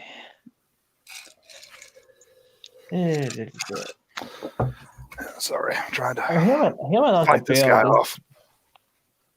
Him and Uncle Bill, like they kind of remind me of Albert and Costello. Yeah. Well, they had great chemistry together. Yeah. It's just like if you give them a job, they can just go with it for God knows how long, and it never gets old. It's so damn funny. Yeah, man. Glad they're doing that again. Yeah, they just needed the break because they got their own lives outside that pit. Yeah. Yeah, that's understandable. Oh yeah. You got your peppers in, Jay? I haven't ordered them yet, man. I need to. Jeez, I'll be praying for y'all. Dude, I woke up at 2:00 in the morning that night with the biggest pain in my stomach I've ever had. Like not a BG, like a bubble guts pain, just like burning. Yeah. All night long. I had to take Pepto all night. Kind of like heartburn. Mm-hmm. It was bad. Yeah. I know for a fact y'all ain't gonna be shitting right for weeks when you eat that damn thing. It's almost over. 2 months ago. Mm-hmm. I've been watching. There's all sorts of like the hottest disc, the hottest peanut, the hottest chip, the hottest. I saw the hottest Cheetos. I saw is this guy LA Beast? Yeah. And he always eats it, but he usually like pukes because the whole challenge is you have to eat the bag of hot Cheetos and then wait 5 minutes before you can have any milk or anything or water or anything. So he's like 2 minutes, he eats them and he's fine in like 2 minutes and then he winds up puking. So do you remember the one when he drank a 20-year-old bottle of Crystal Pepsi? Yeah. God, what was he thinking? Yeah. That didn't end well either. The kombucha one. I remember that one. Oh man. He had he made his own kombucha tea and he drank the whole thing and it was like solidified at the top and he ate all that. Yeah. And it showed him like shitting for hours on the toilet. God. He can eat some nasty stuff. I'll give that to him. Like eggnog challenge when he drank all them eggnogs. I'm not kidding. I'm not shitting you. He was puking for like 15 seconds nonstop. I can't do it. Nah, there's no way. No, I fuck, couldn't do fuck it. that. S'mores The and thought Doris of does that. I ain't doing it. I know. We're going a different lane over there, I think, after the peppers. But I sent a video to Corey. I thought was a good idea. This guy he super glues his asshole shut and then drinks a bunch of laxatives. I was thinking that could be our next thing we do. Oh my god, that'd be a riot. Joe Bob, you gotta jump in on that one. Yeah. Hell no. But,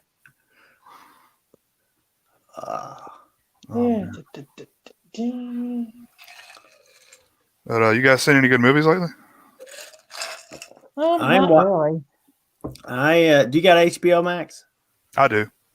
I'm watching the 30 Coin,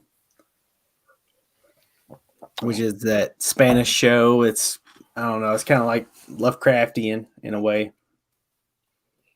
Huh. So far, it's not too bad. It's got its moments where right now there's a big giant baby running around.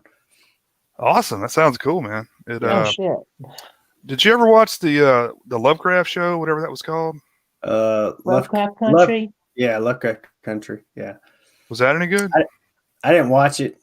It's a novel. But I've heard the book's better, of course, but I'm sure. Yeah. Is that HBO? Is that HBO? Max? Yeah, I believe so. Okay. I was waiting for it to finish the run before I got started on it, and just haven't. Yeah, because how much is that HBO Max a month? It's like $15. That's not too bad. It's pretty good. It's the most expensive thing I have. If that says anything. So. But I guess if they load up all those, it's corny. Hello. What's going on? Oh, not much. How are you guys? Good. Not bad.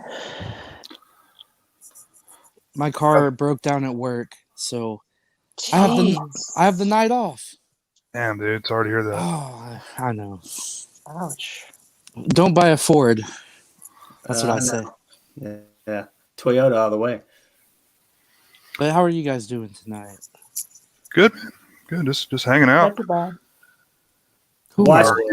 Watched your haul today, the family video haul. Yeah. Dude, I can't believe I found Free Solo. Like, I don't know why, but that's been a very hard release to find. And I'm so happy about it. Dude, it's so good. I mean, I'm not even into rock climbing. Yeah. Have either of you guys seen it, Joe, Bob, or Jay? No. Oh, man. I know about it, so Mm-hmm. like a good documentary, no matter what it's about, I'll watch. Yeah. It's one of those where even though I don't rock climb, it motivated me just to get out there and just do stuff. And, it like motivated me just in life. I don't know, man. It was great. If you ever get a chance to watch it, I think it's on Disney Plus. So if you have Disney Plus, it's probably on there. Cool. So That's gotta be insane to like free climb. Oh man. Dude, Yosemite, right? Yosemite. Yeah, man, you couldn't pay me enough money to do that. Yeah. Even if I was really good at it. You can pay me enough money. If I got enough life insurance, I'd probably do it. Couple meal for my daughter and my wife. Yeah, I do. Yeah. Well, thank you. I think that's a testament to a good documentary. If it's about like subject matter you don't really care about, but it's still an interesting doc. Like, those 30 for 30s, it'll be on like Shock Put or something. I'll be like, oh man, this is a great documentary. I love those. Yeah. The one that comes to mind that I love is the two Escobars. Yeah. That's about Colombian kingpin Pablo Escobar and Colombia Stars player Andres Escobar, which is so cool. Which is a really cool documentary. I like the one on the XFL. Oh yeah, Oh, me too. I need to watch that. And Ric Flair one's a great. that's what I was about to say. The Ric Flair Yeah. one. Yeah. Oh yeah, my stepfather's a huge wrestling fan. He was actually at that Starcade show in '83. Wow. Oh, nice. Yep. Yeah, I was a big wrestling fan then, like in the '80s. I haven't like when the Attitude Era and all that stuff was going on. Yeah. I was not paying attention. Yeah, I got started in the Attitude Era. The Hollywood Hogan stuff. I wasn't really into WCW. I was like more WWF. Okay. Like Stone Cold, The Rock, Big Foley. I know. I had turned on wrestling one time when I wasn't watching it at all, and I think it was Kane. He was like having sex with a corpse? Yeah. Oh my God, you guys ever remember that? And I was like, no, what? but that's great. It was something. It was a storyline involving Katie Vick. Was basically when he was young, when the character was young, he accidentally killed her. But that was not Kane that was doing that stuff with a dead body. It was actually Triple H. Oh, okay. In a mask. I knew it was a big guy. Yeah. Yeah. Hey. Oh my goodness. What's Someone's up? back. Oh, I just realized I should probably change shirts. I'm probably not legally allowed to wear this shirt on a live stream. I'm calling you in. We can't see your shirt. I know nobody here follows like Ohio Valley Wrestling OVW or Kentucky Sports Radio, but Matt Jones, who runs and owns Kentucky Sports Radio, just bought Ohio Valley Wrestling, which is weird. If Jonathan was here, we would talk about it. Sorry. Oh yeah. Yeah. Apparently, there's a foosball game going on right now. That's why no one's coming on tonight. Yeah, I'm rooting for the Bills. Steak sauce. Sauce. Every time we need to support you, we'll think of this moment. Oh, is he in the chat? Yeah. Yeah. What's up, steak sauce? He's telling me to shut this off because there's a football game going on. Dude, Ravens, we were Bills. not to get too much into work talk, but man, I deliver pizzas. I'm not ashamed to admit it. And we were packed tonight. And literally 2 deliveries in, my car fucking shuts down. And I was like so pumped to make all the money in the world. That sucks, man. I just had my transmission replaced, and then it burnt out, and they replaced it again. And now it's having more problems, man. Fuck. Sorry. You say you deliver pizza, but you got more lights in your house right now than I do. More lights. Yeah, you got freaking lights everywhere you turn. And in my small 1-bedroom apartment. Yeah. You have a Focus or a Taurus or what? Yeah, it's a Focus. And man, I don't know if all Fords are bad, but I'm done with them after this car. I had a Focus as a work car, and it was horrible. Oh, dude. From day one, it drove like shit. Even when it was working. Yeah, those Focuses like are pretty bad. Unfortunately, American cars are pretty much not worth the trouble. Yeah. Toyota, that's where it's at. Toyotas are good. I'm a big Toyota guy, but I have a Nissan at the moment, and I'm loving it. So yeah. Yeah, my mom had a Nissan Maxima from the mid '80s. So that thing was the ugliest thing that was one of the ugliest cars I've ever seen. So it matched your family well. Kidding. Come on. We've That's pretty good though. We've got a Nissan plant like just a few towns over, so your vehicle may have been made here, Lauren. Oh, fuck. Oh, sorry. Hold on. That's possible, but everyone in charge has an accent, so it's good. Y'all? And not that accent, no. Y'all. I guarantee no one in upper management at Nissan is using the word y'all anytime soon. I work. Konnichiwa, y'all. Yeah, konnichiwa. Oh, I work in the automotive business, and we make Nissan brakes, we make Toyota, a lot of them. And you're right, nobody in upper management speaks English. oh God. In We're upper management? Yeah, we're a Japanese company, Oh. That makes sense. and we're laying people off left and right. So, who knows if I have a job? Yeah. So Yeah. Steak Sauce just said Yeah, hello in the informal sense. Luckily, I'm Yeah, not smoking crack in my car. I saved that for the back porch. Yeah, I've got a Hyundai right now. Actually, we two Hyundais that I really like. Yeah, I've Oh, heard yeah. those are good There's a cars. common thread here, isn't there? Mhm. They've really. I mean, I have a Ford and a Chevy also, but they are both pretty much pieces of shit. Yeah. You know, I had a Dodge Charger, and that drove like a dream, but it also had some mechanical issues later on. Mhm. But those cars are really awesome to drive, just maybe not to own. I had a Chevy Aveo, and those cars like weigh nothing, so they're fun. And then, of course, Chevy decided they had no money, so they stopped producing parts to repair it. So basically, if you have one, you're just screwed. Oh my God! Speaking of the devil, Oh, He's that's going on, cute. guys. What's his Oh, name? The devil doesn't even cute. return Steak's calls, so I wouldn't give him that much credit. No, Are you that Amish? is accurate. I am not Amish. Is it on a timeout or something right now? No, I just, born had to be born. Thank you for coming on, man. It's good to see you guys. It's, been Yeah. what, 3 or 4 whole days probably, if that. I'm probably going to keep this thing going until close to 10, and then I think Corey and Jonathan are doing a show at 10 or Okay. 10 The Central. The Art Bell Show. Yeah. I'm excited. You gonna be on there, Jay? Oh, then I'll stay out. If they let me on, I will be. I think if they keep the format the same, they play a lot of one of Art Bell's old shows, and then at the very end, they let people on for discussion.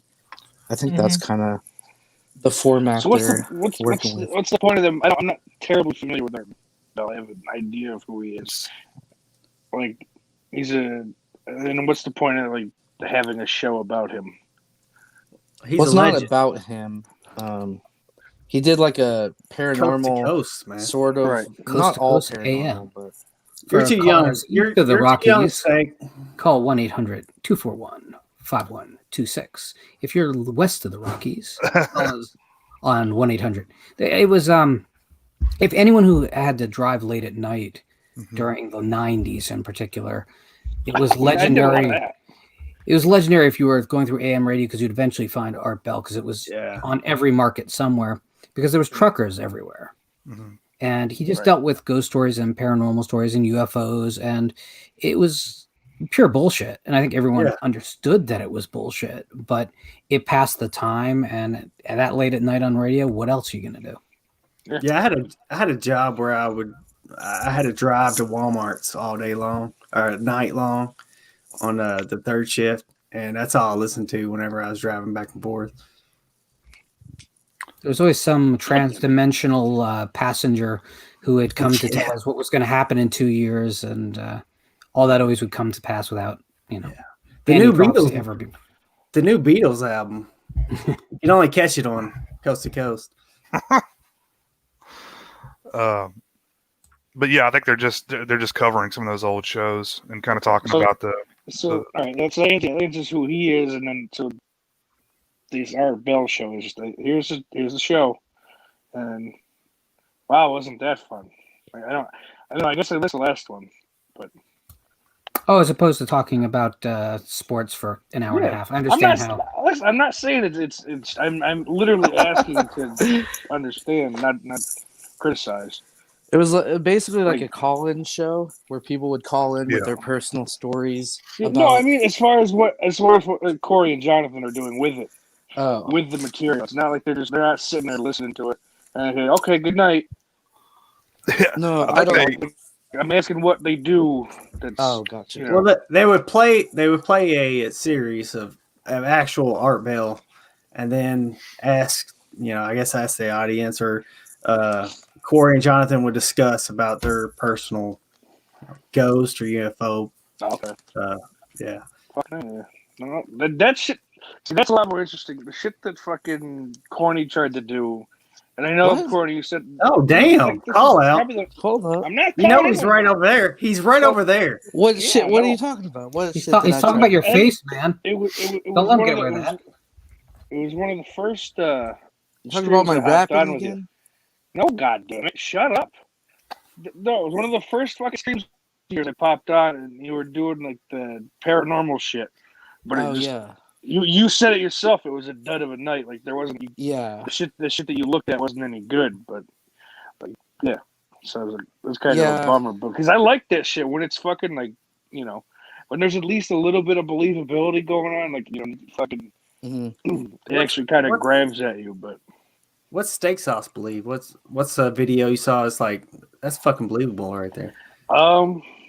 nothing off the top of my UFO shit. Nothing's ever really. Yeah. But like I'm more of a paranormal, like the ghosts and shit.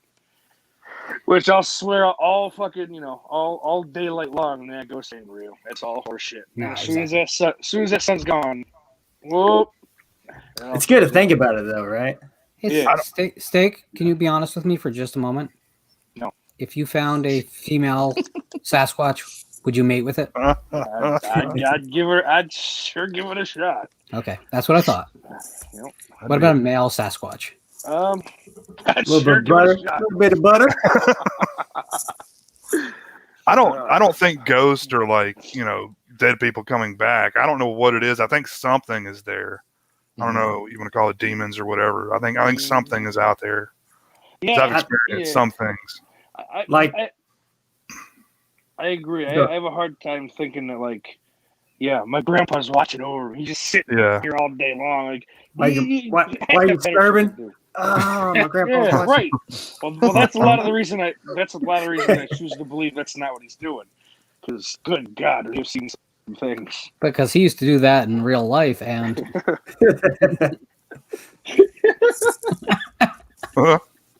I don't know what it is, but like UFOs and like ghosts, like I don't believe in it. They don't really freak, but like the Mothman fucking freaks me out for some reason. I don't know why. Yeah.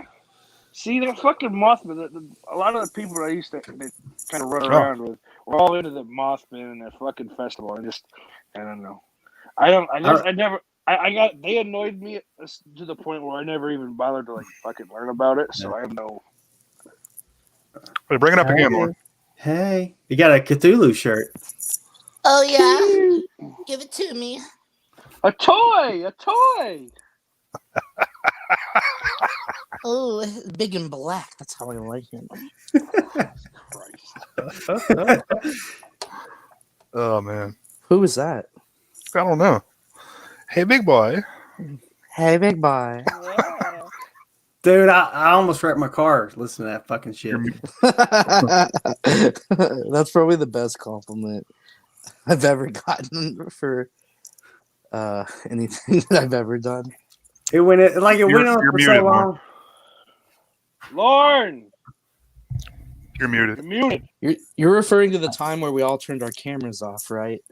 We were just making weird noises and stuff. Like you thought it was going to end, but y'all kept going. Yeah. That was fun. And then Corey dropped out. He couldn't take it anymore. Yeah. He was I like, would drop that too. I'm done with these guys. I don't blame them. I don't have a good porno voice. Oh yeah. Oh yeah. I would argue that I do not either. Yeah. Yes. Oh yes. I love doing that shit on the Xbox, but I've yet to figure out a way to record both my audio from my mic and the other people's audio. I don't know. I guess you need a capture card or something. If anyone knows, hit me up after the show. You're speaking above my pay grade. Yeah, you may need a. I don't know. I don't know if any of you guys got StreamYard emails today. I don't know. Apparently they've merged or some shit with some other company or some shit like that. And in the near future, however long that actually is, I don't know. What they merged? They're gonna fucking. You're gonna be able to like download the audio from like one of these calls all separately. That's So cool. like, you actually, Oh, you really? actually, like, Oh, I think do like a. you can already do that. you can download the whole show. Can you? You can. On your own stream, right? Well, not on the free, but on the pay one. No. You can. Right. Oh shit! They put that in the email like it was something new. I fucking. Well, it might be downloadable in different bit rates or something. They might have expanded how you can do it. I don't know. I've never used the feature. I've seen it. I think I accidentally almost did it. Most things in my life. They're gonna Jay, get more, did you get the $10 one? I know. I renewed the 20. I hate that duck so much. Yeah. I hate the duck. I canceled mine, and I was like, $10 ain't that bad. But then I was like, fuck it. Did they email you back about the $10 one? Yeah, they did. Yeah. Like, wait, $10 StreamYard? If you cancel with the Pro, they offer it to you. They'll offer you a $10, but you got the duck in a corner, but you still get $10 or 10 people on stream. Oh, that's nice. Let me show you guys something. I've got a new intro video that Mr. Lauren Dixon made for me. Ooh. I don't know if you guys were around in the beginning of the show. Let me play it here real quick. I was not.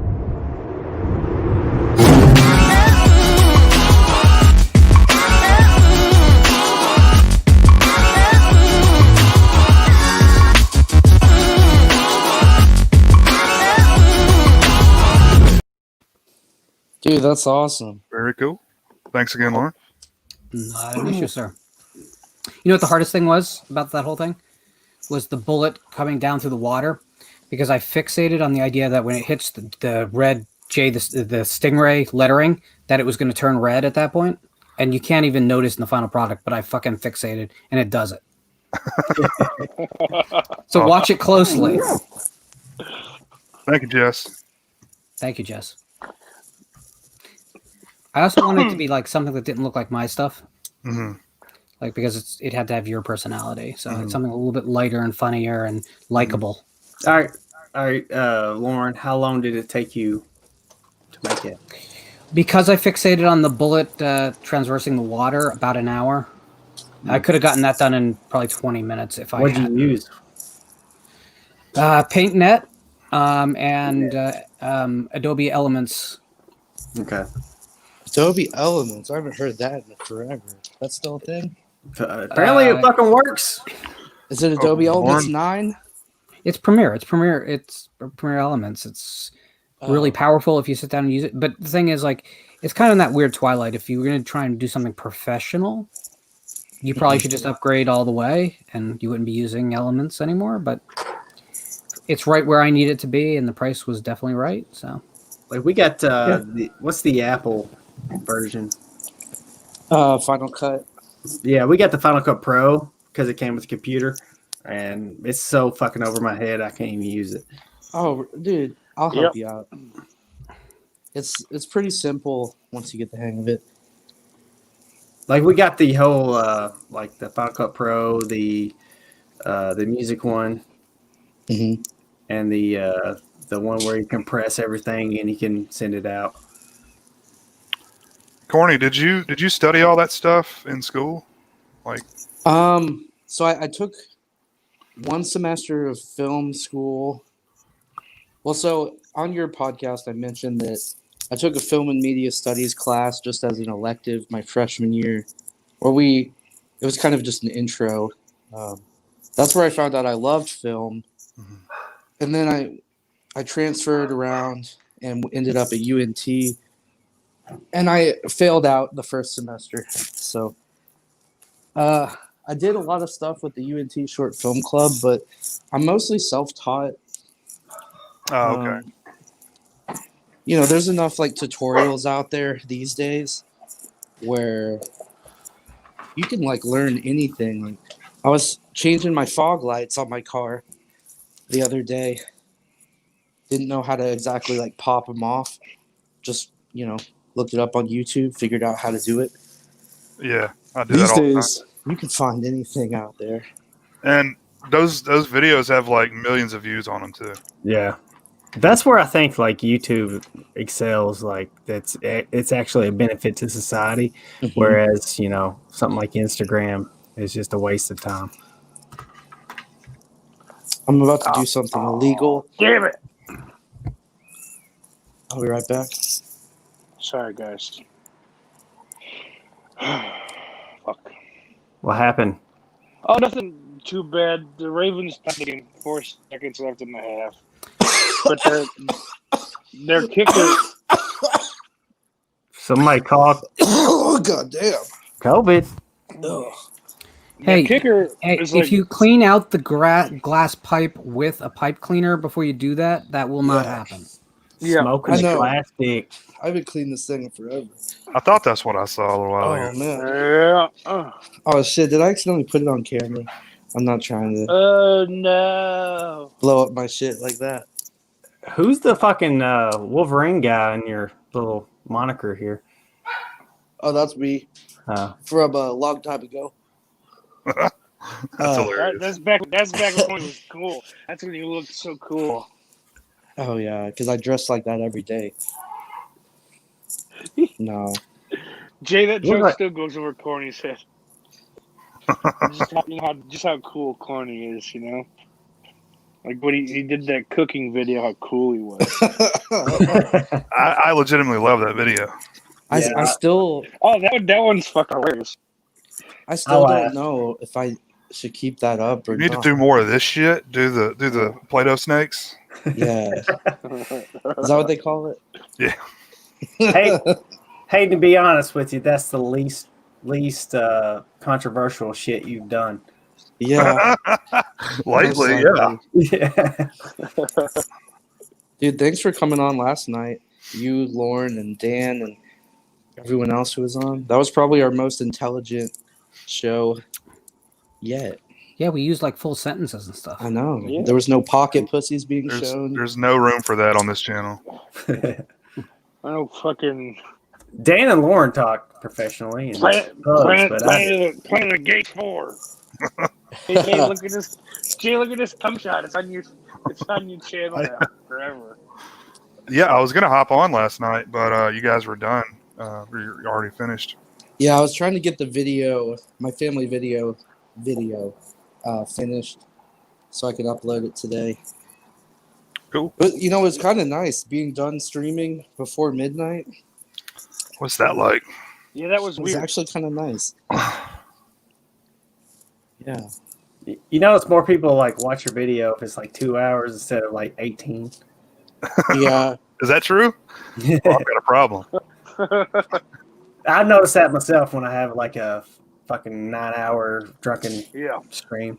Well, what I've heard is this is what Cameron told me, that YouTube you've got a higher chance of being in the algorithm if it's like a 5-minute video versus an hour-long video. I think that's true. I mean, YouTube goes through cycles. And guess whose show is going to be fucking a series of 12 5-minute episodes? You got to break it up. Yeah. Sorry, there's like some big rigs driving by. Big rigs. So, Jay, Blow us a cloud, Corny. Hold on. Sorry, Lauren. no, it's okay. Is that crack? You smoking crack? No. That wasn't very That'd be big. cloud. Did the baggie it came in have Whitney Houston's face on it? No. Oh. That's that Bobby Brown right there. I mean, I haven't smoked in so long. But I'll demand that my bag's fucking. you guys know how like Going to crazy and hyper I can be one of sometimes. No, Definitely. never. You? I don't Show believe us. It's definitely nice to kind of chill out a little bit. Look through your closet for something. Just chill out. Just take an Ambien and chill out, Corny. What do you want? What do you want from my closet? I got everything. I don't know. I don't know. What you want? Those fucking ambient videos are pretty funny. Show us those Dude, infidels that yeah. are in your closet. 1984. I gotta find it. I gotta find it. Dude, I'm still searching for that one where I went to the convenience store. Oh man, yeah. I hope I didn't delete that shit. I mean, I don't think I would have. And I imagine when you open your closet, it's like you find the Narnia of drug supply. I don't even really do drugs. Drugs, Me man. neither. He says he doesn't really do drugs. I don't either. I don't do drugs. It seems like one word too many for an honest truth there. And I haven't smoked weed until like the other day. Right now. And besides Okay. right now, in a long time. Bro, last Saturday, we saw your drug dealer, okay? Dude, I can pull out my first grade yearbook. He's in there, man. I've known him forever. I He's doesn't mean not. anything. It's a drug dealer that you know. I mean, he's done some drug dealing of Mary Jane in the past, but he doesn't do anything now. What a fucking narc, man. Steak? Yeah, he did it. Hey, Steak. you know what I'm today without a hat on your head and no green screen. You know what I'm thinking? You need a big Gorbachev birthmark tattoo, dude. Please. That's over his head. Would you do that? I don't want that. Necky Oh, gun. come on. It would rock. And listen, if you saw it actually, fulfilled, you wouldn't want it either. No, I would want it on you, absolutely. No, just for you. Cool. Yeah, let's get that on you. Let's No, I have a different idea for myself. Ooh. Oh my! I'm actually gonna have your face tattooed over mine. We got a notification. That sounds good. Yeah. But then we'll tattoo it. We'll tattoo you in some hair. Or we'll give you like a fucking. Well, women do that all the time with their eyebrows. Yeah, that's what I'm saying. Yeah. So we'll get you an Eddie Munster hairline. Why don't I have your face on the back of my head? That'll just confuse people. Yes. That'll just make people punch the back of your head. I'm asking for the sucker punch. But you see, I can grow hair back there, so that can be the beard. That's perfect. It can really work. Yes. Jay's like, I don't want to do this stream anymore. He's like, when is 10 o'clock? Just getting creepy. No, the tattooed eyebrows thing has always weirded me out because I mean trends change, like the way women do their eyebrows changes. Like now they're all like fucking huge and thick and shit. Yep. But like 10 years ago they were like really pencil thin. So or the tattoo. Yeah, well, my a friend of mine, she used to be a friend, I guess. We don't talk anymore. But yeah. Mm-hmm. Yeah. We know what happened there. No, actually, not even close. Charges. But split her in half, didn't you? Did your hair get burnt off? Wait. What would he have split her in half with? I don't know. He's a big guy. I don't know. You heard me. Axe. That axe wound. I'm a fisting enthusiast. But yeah, she had the thin ones done probably 5 or 6 years ago now. I haven't seen her in probably just about that long. Mm-hmm. Yep. So I don't know what she's doing, if she got them redone or what. Mm-hmm. But then I know like years and years ago, my grandmother had a friend, her friend that would come over every year. They had the same birthday or some shit. I don't know. I hate the woman, but that woman got her fucking whole makeup thing tattooed on. So she just woke up ready to go, and it's like gross. Something gross about that to me. I don't know. But I mean, even like makeup trends change, Yeah. Well, she's fucking at this point. She was already in her late 50s. So they're not worried about. Women have their décolletage enhanced with tattoos too, so that they seem to have more shadow. Wow. So it gives an appearance of more to work with. So that's a thing. Yeah, women are dumb. So Brie Lawson has apparently come out of the closet. I know you guys are shocked. No! What? Do you think this is just like a publicity stunt thing? No, she's hope been gay for 100%. years. 100%. Wait, who's Brie Larson? She wants to put that I know flag who she is. on her social media. I think Allison Brie might be closeted as well. Corey thinks and hopes every fucking Hollywood star was closeted. What? No, look at that picture. Look at that film. Oh. Well, you We'll said watch Brie it on my Larson. show. It's Miss Marvel or Oh, Mrs. Captain Marvel, Marvel. whatever. Yeah, Captain Marvel. That's You know, Banks. there's some chicks you can just kind of tell, and I don't mean to generalize, but that kind of is what I'm doing. They have a smell to them. They have a look to them. You can Stank. If you tap them, like the impression doesn't go away instantly. That's how you can tell. I have had sexual intercourse with one, so I think I have like some sort of abilities after that. Charges. She Where just did it wouldn't come out come. with That's a how you dude? knew, right? Oh yeah. Oh. I forgot what I came outside to do today. Remember? There was an episode of 2020 in the 80s about AIDS, and there was a guy on there that was like, I can smell them. If they have AIDS, I can smell it on them. I'll might be always true. remember that. You don't know. That'd be good. Good ability to have. That would be a good ability. Well, nope, VD on this one. But they say dogs can smell like cancer and stuff, Yep. so that's pretty cool. Cats can predict death. No, they can't. Cats can predict the deaths that they cause. That's true. That's kind of creepy, Lord. No, they can't. Two almost caused my death. Oh man. What happened? Tell us about it. I'm allergic to cats and didn't know it. Oh, No. I thought you meant you got like ravagely attacked by Well, two that just cats means you're one kind of night. like a pussy, right? I mean, that's not the cat's fault. Pretty much. I saw some weird. What the hell? Well, I could do 3D as well. Jess Graham, what's up, boy? Man, I hope Jennifer Lawrence doesn't end up being a lesbian. He is. Not that I have anything against lesbians, but you know. Because you had a shot otherwise? It's Yeah, very, exactly. That was the only thing keeping him back. Oh, dude, what's Ron Jeremy doing in here? When did he show up? Are you streaming this to Twitch, you son of a bitch? Yup. Oh, we're on Twitch? We're on both.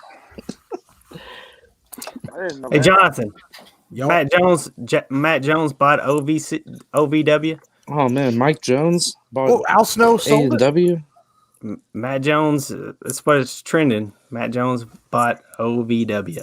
No, Wait, hold on. Jones. Mike Jones, the one and only, bought OVW. Will you shut the Hey. fuck up? We got a Kentucky thing going here. Mike Yeah. Jones. I know about OVW too, motherfucker. What? Yep, Matt Jones and Craig Greensburg purchased Ohio Valley Wrestling. Man, I didn't know Mike Jones was into that. That's What's wild. OVW? Jay, can you mute him? Hope Corny gets a bad haircut soon. What's OVW? Jay, can you? Oh, he just said I have a nice haircut, essentially. No, I hope you get a real bad one. Hey, at least you Yeah. got hair, man. What do you guys think I'll of the grow- guys who go bald and they get like the hairline tattooed? Yeah, I saw that. I thought about getting it. It honestly, Did you really? like, I wouldn't blame Not you. That's not a bad idea. I think it's an awful idea. Just get some hair in a can. Yeah. Spray that shit on Like there. like a real man. Hair in a can. I've seen a lot of tattoo artists, like, that's their job now, and they make a shit ton of money doing it. Yep.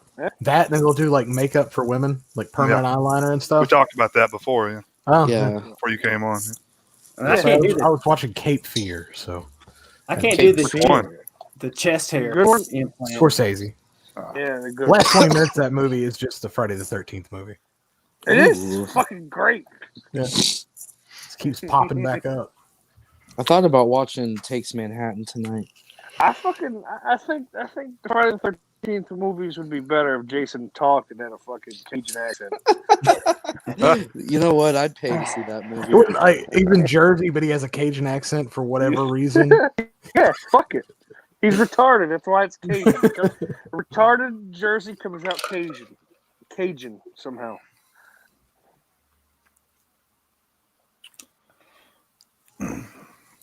Yes. Round of cats. There you Who go. Boom wants Howard. something good to chew on? Down, man. Dang on, man. Come on over here, baby. Get a dang old. Man. I'll put this dang old machete in you now, You man. should all be euthanized. Oh, Jay. Does that mean we get younger? Jay, Alexandra Daddario posted a new video today. Shall we partake? She's in a bathtub with a dog. I don't want to get a copyright. You watch? Is You she watch dating the dog? Alexandra? I watch everything she uploads because it's unbelievably chaotic in my mind. You think I'll get a strike for that? Yes. Okay. You will. What the hell? You're What gonna is get that? whatever you're doing right now, too. Cornelius. You dyke. You're better than this, Corny. Who's this? You don't need two cornies. You're corny enough. Yeah, Hayden, I got Was it a chilly strike down there for in Texas? the tight butthole song. You're muted, dipshit. Oh no! What do I do? Oh, The button's not over there. I'm so high. Wonder what he was smoking. Man. So, are we still on for 10 o'clock, Jonathan? Yep. Cool. Nope. Mel's. I know nothing about Mel's hole, so Oh wait, you mean 10 o'clock there? Your guys' time? Yeah. It's 11. It's 11. Not ours, not right? not civilization time. So it's 9 o'clock your time, right? Fucking hill time. I finally know people in Central Time, so I can talk like a normal Like- human being. like normal person. Yeah. Yeah, it's terrible. Eastern Fucking Central time. zone. Kentucky's the worst because there's like just a Yeah. line, I line agree. in the middle of the state. I could drive Fuck. 5 minutes down the road and That's for you, Lauren, for the Kentucky comment. Oh yeah. You a UK basketball fan, Timmy? I love basketball. How about well, I that team? wasn't except for this year. Let's say how about that team this year? Oh Whew. man, That is bad. What's going on? the worst since like the 20s. I know. It's rough. Makes you appreciate all them years we went to like the Final Four and lost. Well, Hey, we man. know the coach is a recruiter and less of a coach. Can you hear me? Am I Yeah. here? Yeah, man. I adjusted the volume so maybe my breathing won't transfer so much. My nose is so stopped up lately. You know, we always used to get our asses handed to us in basketball by Kentucky every fucking time, but we would wipe the fucking floor in football with them. Man. Oh yeah, yeah. We, Football. there's been like flashes of like goodness for Kentucky football in like the last 20 years. What, like Steve Johnson? That's about it. Hefty lefty, man. Oh fuck, that's right. Hey, when we make 5 bowl games in 5 consecutive years, that's great for us. Oh yeah. I don't know if you guys know where Dak Prescott came from, but yeah. Oh, Michigan State. You want to Hayden, see? I don't think taking Hey, what are Ambien you at doing? 7 p.m. is like. I don't think that's as per like the use. I Wait, don't think you're not, No. doing what? I don't think you're supposed to take Ambien at 7 p.m. It was Molly tonight. He took Molly. He's dropping Molly. I mean, weed All right, kind of has a that's similar essential. effect on me. Central fucking time zone shit. Ain't working for me, Jeff. Well, if it makes you feel any better, every time like TV shows came on, they would never tell us what time Central was coming on, so we always had to do the math. Well, eventually they did. But Yeah, I grew up in Central Time, and we always had to call the Eastern Time to get the exact time to change all our clocks. So we always had to do the math. What I don't even get is like different time zones, but still it's getting dark at 4:30 here anyway. So Yeah. what's the fucking point? Who cares? Can we just lose daylight savings Yes. and just Amen. agree that like Yeah. That the farmers aren't that important. yeah. Mhm. Who is still for They it? can adjust rather than us. Right.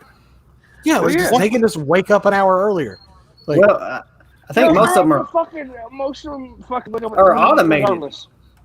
It doesn't matter. So they okay. plus, I see plenty of farming going on at night too. Like we have headlights and shit now. Like this is a Well, those are non-issue now. searchlights and helicopters for that. Those crops. Hello. You got safe search on, buddy? I hope not. Ooh. I forgot I had that pulled up. Jennifer Lawrence. I meant to share it. I just forgot I had it pulled up. I figured it'd be funny. I figured you forgot. That's why I put it up there. Yeah, old J Law's next on the I hope coming not, out. man. Get out of here. Come on. The coming I out could- show. I have a It's bad all feeling fake about anyway. it. Listen, Like I said, I can sniff that shit out from a mile away. And I hope. Then why did you Jay- have that crush on Ellen DeGeneres for 10 years? Who knew? Oh man, he loves. She's so mean. she's so hot. Oh my god. That was my Or- favorite thing of last year, by the way, is the fact wanted that to rub her- was a huge asshole. She does have a huge asshole too. Oh, I just want her blonde short hair to be rubbing up against my taint. That'd be so good. So she's just, Again, Jay, she's just doing are you this. glad you have this I'm- show? I love it. Yeah. This is what I do over here, man. I'm sorry. Well, if I'd known, I would have made a more interesting opening then for you. I'm working on a custom countdown that's gonna have some crazy shit from the show on it. Well, not like clips of the show, but I'm gonna take some of the inside jokes, like Planet of the Gapes, Yeah. and have a little animation of that twirling around on screen. And I don't think you could show that on YouTube, but anyway, animated or not. no, I he mean just showed it on the air, so it doesn't matter. I mean, literally the VHS tape. I'm gonna take a picture of it. Oh, Not the And that's content. gonna be that's gonna be 4, right? I can't remember. Jay, do you remember if it was 3 or 4? I think it was 3. it was 4. It was 4. It was 4? That's It was Is it- 4. Is that the purple VHS? Yeah. Okay. Not to be confused with Barney, because that is a similar shade, and you don't want to get those two mixed up. Yeah, that is No. like playing a little bit dangerously there. Yeah. Although I One do sticker hear swap. in both movies there's a hunt for an egg. Sticker swap, yeah. In both movies. Oh, that'd be cruel. Wait. Let's see how this pans out. I've always wanted to. I mean, kind of like Lost Highway. I've always wanted to just like film something really creepy, and then just put it on someone's doorstep and just. I don't know. No one. That's what no- Fred Vogel wanted to do with August Underground. I'm positive Oh, he really? went to prison. That's what they did in Japan with the first guinea pig movie. Oh, really? Yeah, Oh, what? Just like laid it out somewhere? they just left copies just in mailboxes and in bus stops, and just randomly on cars with no Dude. label, no opening or closing Yeah. credits, just a girl being tortured for a half hour. Is that Dude, why Charlie Sheen thought it was real? Well, have you seen it? I mean, it's. I've got all of them. Yeah. Yeah, I mean, it's not completely unreal that someone think it's real because it's such shit quality. that- You have them on VHS? I've got the DVD set. It's Oh. from like Indonesia or somewhere. Indonesia. I've been trying to track those down for a while. I said yes. I don't like them. If that's any consolation. No, I've seen a couple. I've seen a couple of them. Like they're good, like effects demo reels or whatever. Yeah. Yeah. But I guess you first- could say the that first about film's- August Underground too. The first film's good to watch with a group of people, but after that, it's just not great. Although if I'd have got that in my mailbox, I'd have been freaked out. We should do that now. We should just do a VHS copy. Well, no, it wouldn't work. Nobody has a VHS player. Yeah, they'd be like, "Well, wish I knew it was on this thing." Oh well, I don't know what this is. toss it. You know, that reminds me, I was telling Jay and probably Jonathan, you too, about that Mindseed TV paranormal channel on YouTube. I've mentioned that several times. I'll be right back. They have this one where, it's probably all fake, but the guy orders one of those dark web mystery boxes, and it comes with like a VHS tape or no. It didn't come with a VHS tape. Inside of like a doll or something, there were like GPS coordinates that led to this random spot in Mississippi, and they ended up going to it.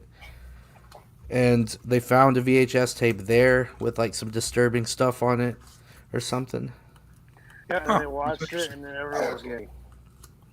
Yes, exactly. That's how it ended. Yeah. And everyone died of AIDS. It was an interesting story. Remember when you could die from AIDS? No one dies of AIDS anymore. Not anymore. Like the was it the South Park where he grinds up the money and injects it in him, and that what? That was the Magic Johnson thing. Yeah, the Magic Johnson. Yeah. That's great. This fucking dog. Brie Larson is Bite him. gay. She really? This actually happened? Is she like completely lesbian, or is she like bisexual? Alright, she's gay now. And then next year, when fucking she's not getting any work, she'll be Brian Larson. And then fucking 10 years from now, all this shit goes away. I'm Brie again. Well, I would rather watch her pornos than her movies. So. I mean, let's all. Aren't we as humans? I like Captain Marvel, but I'd also all like to just filled watch with steak head sauce. Destroyed. What? Aren't we all as human beings kind of automatically pansexual or whatever the term is? Just you. That's fake. I don't know what that is. I don't either. That's junk. Lauren, It's when you're attracted to cooking implements. Yeah. No, it's You not. want to shove. I think it's like where you're saucepan in attracted to your ass. people based on their personality instead of their looks or something. That's What is it? the gayest shit Cornyware. Cornyware. I don't know. Chris Stuckman just came out Cornyware. of the closet as pansexual. Who? Did you guys hear about that? Chris Stuckman. He does movie reviews. I figured all you guys would know of him. That he How was about a Jehovah's big Witness? What? That he was a Jehovah's Witness?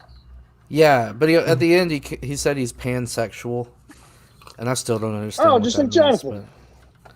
You said pants. I'm more of a pot guy. Not pan. Ladle. What's pansexual? I don't know. Exactly. I think nobody knows. I'm still confused. I'm poly and bi, if that means anything. I'm extra binary, whatever that means. There's too many of these labels. I can't keep up.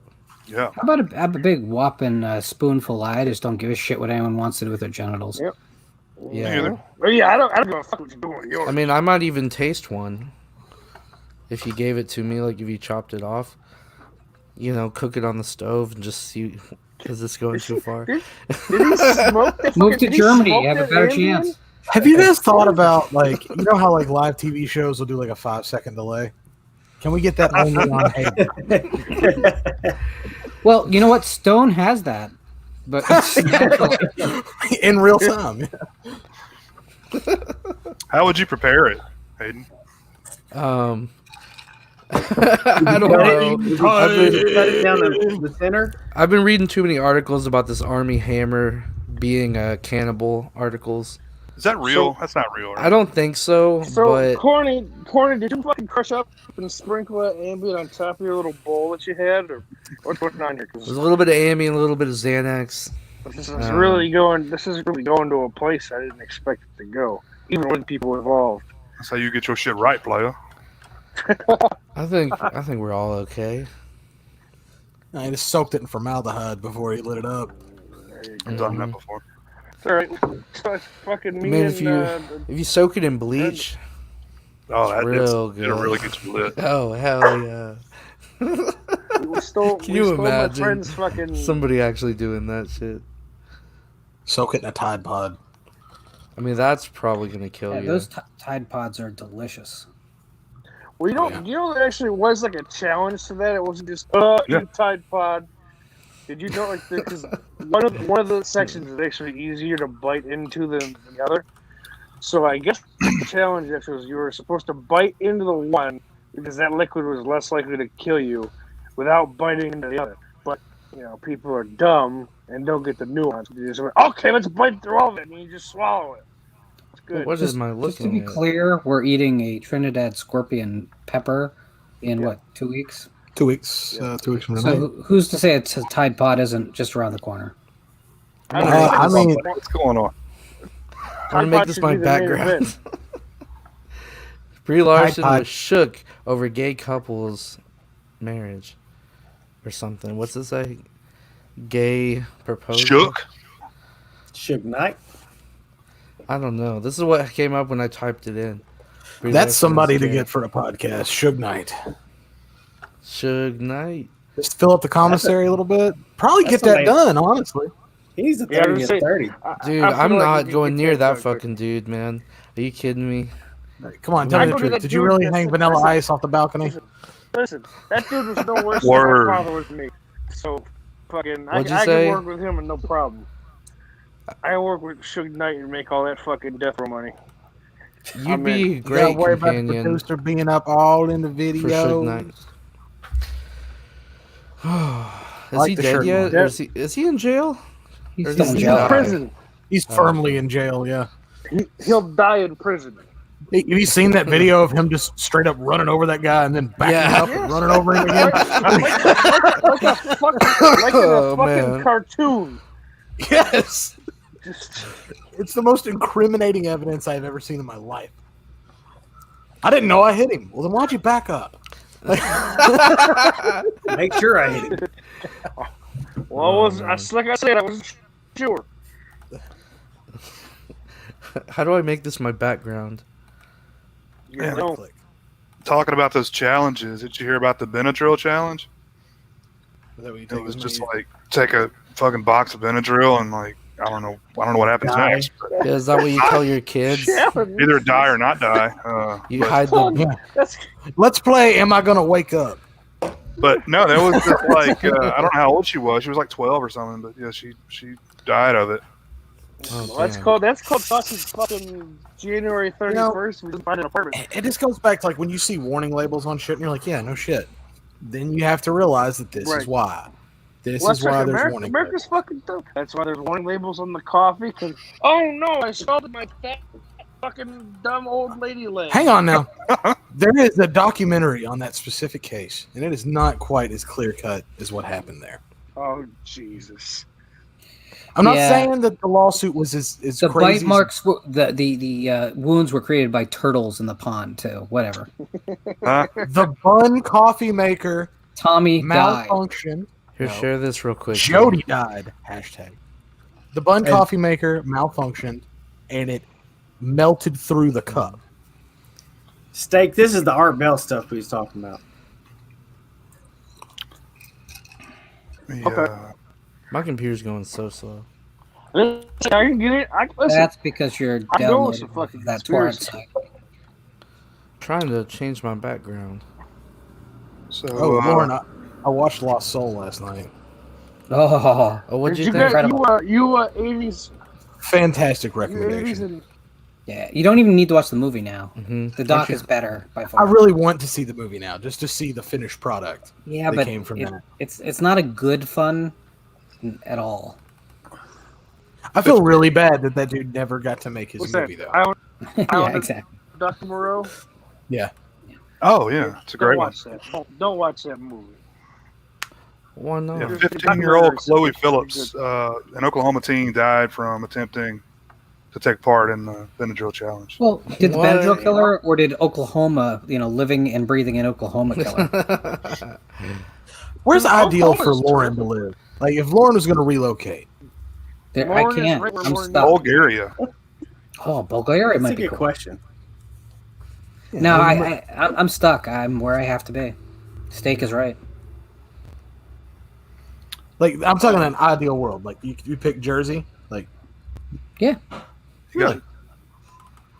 Listen, Lauren. I don't know, Even I with don't the know exactly restriction. where Lauren lives, but just with like the vague kind of like, oh, I'm sort of near Novi Bosco and all that shit. Lauren's in a nice part of the fucking country, not just the state of New Jersey, the entire country. See, I would pick like Utah, Arizona, something like that. Utah sucks. Listen, Utah's fucking terrible. Arizona, Dude, I like Arizona. wide I like open Arizona. spaces, beautiful countryside, and not a lot of people to fuck All with right, you. hey, Dixie chick, calm down. Oh, Dude, you don't know what it's like being able to stretch them arms out, buddy. Walk outside butt naked. Can't piss on your front porch. All And the this is time. what is important for people in central time zones. Look, right. Is. Look I don't want to be listen, piled up on top of a bunch of people. I'm not piled on top of anyone. No, real quick. I want Look What? up I want a little bit of Warsaw land. and tell me I know about fucking wide open spaces. There's more cows than people in Warsaw, New York. That's where I was born and raised. You can take Lauren out of Jersey, but you can't take the Jersey out of Lauren. No, you can't. Probably true. Here's the thing: Lauren only eats diner food. Okay, so you get out of Jersey. That's not true, but I wish it was. Only eats diner food. I mean, he doesn't eat at a diner every night. But Down 27 pounds. So doing something right. Damn, are you really? His Wow. kitchen I is am. actually like set up as a diner. So I had straight up Yeah, you pizza got- tonight. Hey, how you doing? Hey. he's got like a fucking all natural patty melt working. You doing okay? Beyond beef.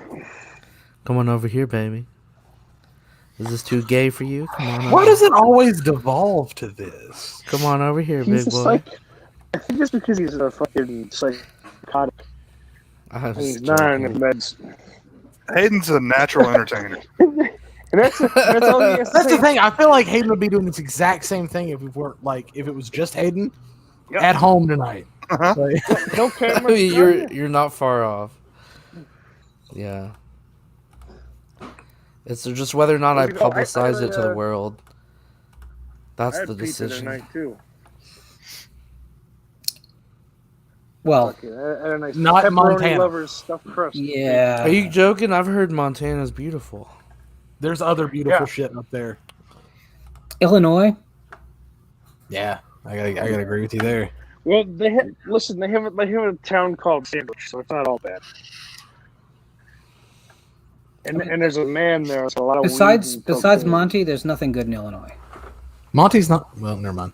He's not in Illinois. I see. No? No, he's not in Illinois. Oh, then there's nothing in Illinois then. Well, there's one. Hayden's about to disprove that everything's bigger in Texas thing now. Well, you thought. You guys thought. I'm just. And I'm just joking. I'm so sorry. I'd need to have a bigger screen to even be able to make it out. So I do need to take my pants off though. Solo layout, Hayden.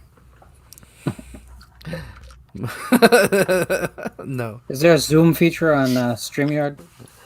Hey, you got that macro lens, don't you? Go! Go, motherfucker! How are they doing? Where'd steak go? Six. It's about to be 17 doing over for there? Buffalo. Can you guys hear me? Oh, fuck yeah! Hold on. Lauren, have you seen, or Jonathan, or Steak Sauce? I doubt Steak Sauce, but I'm not going to be rude and discount him. Have any of you guys seen Free Solo? Yeah. Yeah, dude. I enjoyed it. I can't believe I found that at Family Video. Granted, it was a DVD. What? What? I don't think they ever What? released a Blu-ray. I don't like Star One Wars. bear, What? 2 bears, You never saw Free Solo, 3 which bears. has nothing to do with Star Wars. Solo? Yeah, I seen that bitch. No, not Solo. He had to pay for it. I don't know if it was free or not. So. I'm taking the Cthulhu shirt, Lauren. Oh, thank you, sir. That's You right, pronounced it Lamar. wrong. You should have been a running back. Cthulhu. 17-3. My guy. At the bottom of the shirt, it says "Believe in God."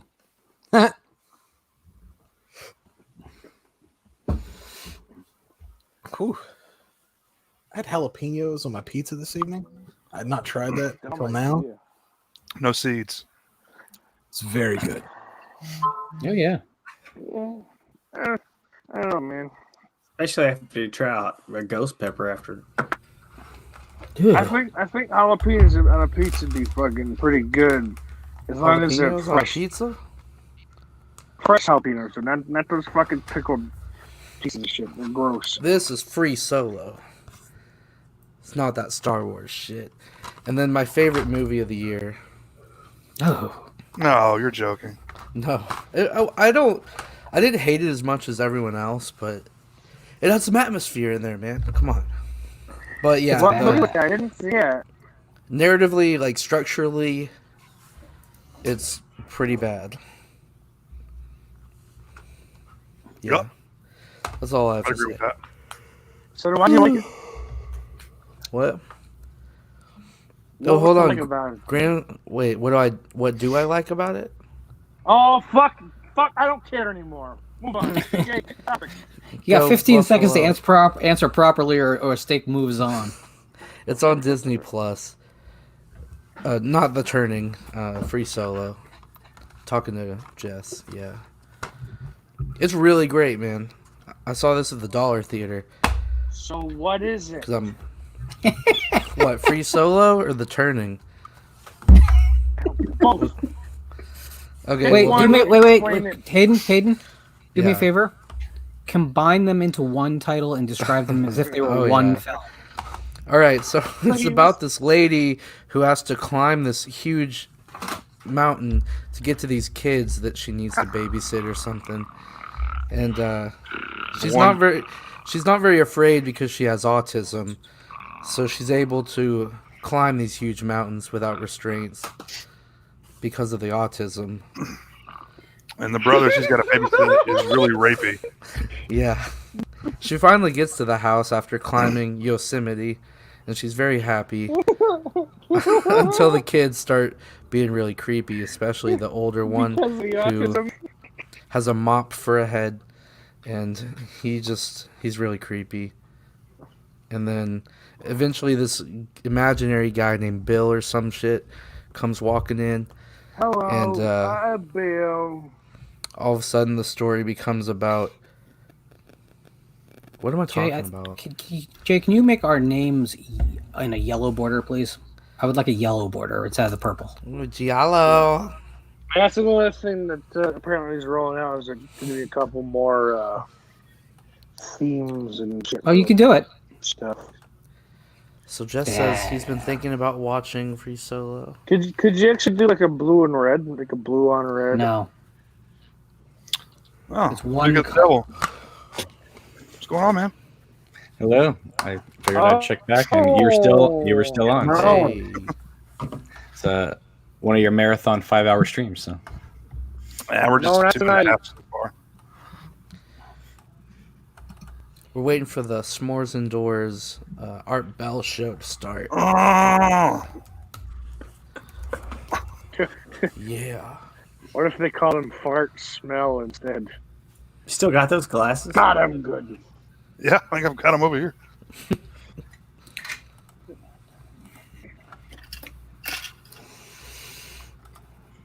are Man, those, how many glasses do you own? are those driving glasses, Lauren, or 3D glasses, or what are those? These are actually replicas of the V visor glasses.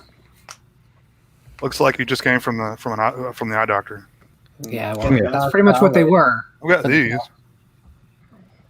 I- Hey, fellas. hey, well, I remember those. Yeah, You look like Buzzsaw from He-Man. those are in the Region Free opening. It was. Yeah, I've got the other ones around here somewhere. I don't know where they are. Then I have a jar full of 3D glasses here, Oh wow! including original theatrical Freddy's Dead. That's awesome. Nice. I used to have when I was a kid, you had to go to a grocery store and buy, I think it was Oreos, and you could get the 3D glasses to watch Revenge of the Creature on there was a UHF station that was playing it, and I used to still have them, but I don't know what happened to them. Those were like my favorite 3D glasses. You had to go to 7-Eleven to get the 3D glasses to watch Revenge of the Nerds 4: Nerds in Love. And it didn't work, right? Wasn't that the thing with that? I don't know. I didn't bother. I did. Oh, you did? I don't remember if it worked or not, though. That movie's terrible. What? Oh, God damn it. What, was that like Nabisco or something? It was some food item, I think, that you got the glasses if you bought them. I don't know. That used to be real common. They did. I remember in the 90s, Third Rock from the Sun had a big 3D episode, and you go to Wendy's, and that's where you got your glasses. And that was the cyan and red, not the blue and red. So it's like your regular glasses wouldn't work. They were trying to pry you right away. You had to get that goddamn like Frosty to get the show in 3D. I had that episode on VHS because you could like mail order it or like call in to order it after the broadcast. And I just loved it so much. It worked. Did it continue to work like on VHS that way? Yeah, it actually came with a different set of glasses on VHS. Yeah, I remember Freddy's Dead because like I remember the usher saying, or the ticket person. Now, watch for the clues in the movie, and you'll know when to put on your glasses. It's like, how can you not miss the clue? She literally puts on the 3D glasses. That was not great 3D either, because it was anaglyphic 3D, and it was blurry to begin with. But, Friday the 13th Part 3 looked great in 3D. In the original polarized? Absolutely. Absolutely, yeah. And I actually saw it at a theater with that proper projection, and it was like it looked like Real D to me. It was like it's better than Real D because it pops further. Like the depth is the same as Real D, but as far as breaking the screen, polarized the Paramount polarized system was awesome. It was single box, which was their big innovation. So that just single projection, single shot. Just too bad that film looks like shit. So do the new Blu-rays of Part 3, do they work with the old glasses, or they don't work at all? Or how do you watch it in 3D? The new you have one. to have a 3D television. Oh, you do? Yeah, a dead format. Oh, great. Well, I'm gonna hop off here, guys. Hopefully, we'll see some of you guys later. See you, bud. Yeah, take care, man. Coast to Coast show. See ya. I had Friday 3 in field sequential 3D for regular televisions. It doesn't work on modern televisions, and it looked pretty damn good. So, Freddy's Dead being in 3D, that was like 91, right? Mm-hmm. Wasn't this like well after the 3D craze? Mm-hmm. They were looking for a gimmick to get people to come back after 5. But they had to do anaglyphic because no one was going to invest in new material, equipment for that movie. The gimmick should have been like, it's a good movie. Well, my favorite part is at the end of the movie, she takes off her glasses. The camera pushes in with Yaphet Kotto kind of just giggling to himself, and then she just goes, "Freddy's dead," and then it fades out, and you're like, "What the? That's the ending of this series." I forgot Yaphet Kotto was in there. Mm-hmm. I slept through most of that movie the last time I watched it. Yeah, it's not a good film. No, it's just not. But then she went on to do Tank Girl, so. Well, Rachel Talalay deserved that to do that. I mean, she'd been a warrior for New Line for what 12 years before that, because she went back to their release of Hills Have Eyes. So no, absolutely. I'm just saying that probably the reason why Freddy's Dead plays that way is because she just had finished producing John Waters' Crybaby, and I think she kind of carried some wannabe John Waters mood into that movie. And that's where the series was going anyway. I mean, it was going more and more just... You don't put Roseanne and Tom Arnold in the film if you're not going for that campy quality. They even cut out a line, too. If you watch the trailer, they're like, "This is like Twin Peaks." They cut that line out. It's in the trailer. It's in the one trailer. Yeah. She's a person I would love to have as a guest on Region Free. Oh, she's got probably all the dirt and doesn't care now that New Line is owned by Warner Brothers. I mean, if you watch Never Sleep Again, I mean, Bob Shea is absolutely disgusted that they remade the the first film. He lets them know it at the end too. So, Yo, Look at that. He's back. hey, And he's got his lighting situation worked out. yeah, right.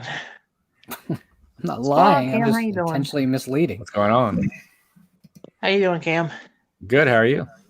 No, yeah, I'm getting ready for bed. Just want to come back on here for a few minutes. I can't believe Bob Shea's still alive. Joseph, you're doing sort of a Heather Donahue impression from Blair Witch right now. Oh God, am I I want really? to say I'm sorry to Mike's dad because it was my project. No, you just need to drip some snot onto the camera. Yeah. I think that should be the end of Region Free this year. We just have Orc standing in the corner. Just Oh, that's a great idea. Oh yeah. With the sound of him pissing. yeah, there you go. And we don't know which one of us clubbed him over the head. Sorry. all Sorry. Hey, did you hear Right me, when you pulled me up. did you hear me say that I got a copyright strike? Yeah, That's off of it, yeah. I saw that. Thank For you. what? which video was it? Or which? It was. Hold on, wait for my kid to. Oh walk out yeah, of it the was room. one of my tracks. It was for Tight Butthole. What instrumental do we even use on that? It's just I can't monetize it. That's the only difference. Yeah, I don't really care. Yeah. I'm not gonna monetize it anyway. you should be able to cut it out, Yeah, I can. possibly. And then I think they'll let you monetize it if you do that. I'm gonna leave it in though. I think it's worth it. It was a lot funnier than I remembered it. Right, Cameron? What? I'm just Say it again? joking. I don't know. Yeah. Well, you didn't get a copyright strike. You just got this has been claimed, right? It's copyright claim. Oh, is it? I'm not. A strike, you wouldn't even be able to do a live stream anymore. Okay, I guess you're right. Yeah. Yeah, they'll just flag it. And I don't know when did they decide to actually give a strike? Is that just for more serious things, or? Luckily, they've increased the reason for giving you a strike. It used to be the first thing you get. Yeah. I lost like 4 YouTube channels because of that. I do have one strike on my channel. Really? Yeah, but you're probably past it by now. Violating terms and use or something. It's it was for my Uncle Goddamn. I uploaded Uncle Goddamn. I showed my butthole on screen once. They didn't like it. I just used the goddamn Texas Chainsaw camera sound, and I got like beat up over it. And then of course one of Piz's friends went over and reported a video that had nothing in it. But that's fine. That's clear now. It took months to get resolved, right? Yeah, 2.5 months. Yeah, that's ridiculous. Jesus. And that was just someone complaining about violating community standards, and there was nothing in it. So what? I mean, It's so weird. how do you stop that? I mean, if someone wants to do it, I mean, You just ask for a manual review, but it was early COVID days. They cut most of their staff. No one was responding. I don't know if it'd be any better now, but literally, your only option is to ask them to watch the goddamn video. Mm-hmm. And right now, it's just mostly little bots doing it anyway. It's not even like people. Yes. I mean, a few years ago, remember when they had their hero program? And basically, all someone had to do was just say, "Oh, this video offends me," and then it would be like taken off YouTube, and you get a strike. Well, now you can do it from your dashboard. If you go on your channel with that dashboard, it's one of the options on the left-hand side. What, report something? Yeah. Oh, well, but it's like real big brother stuff now. I don't know, because like people used to just report stuff all the time on me and shut me down. So whatever they have in place must be working a little bit better. So.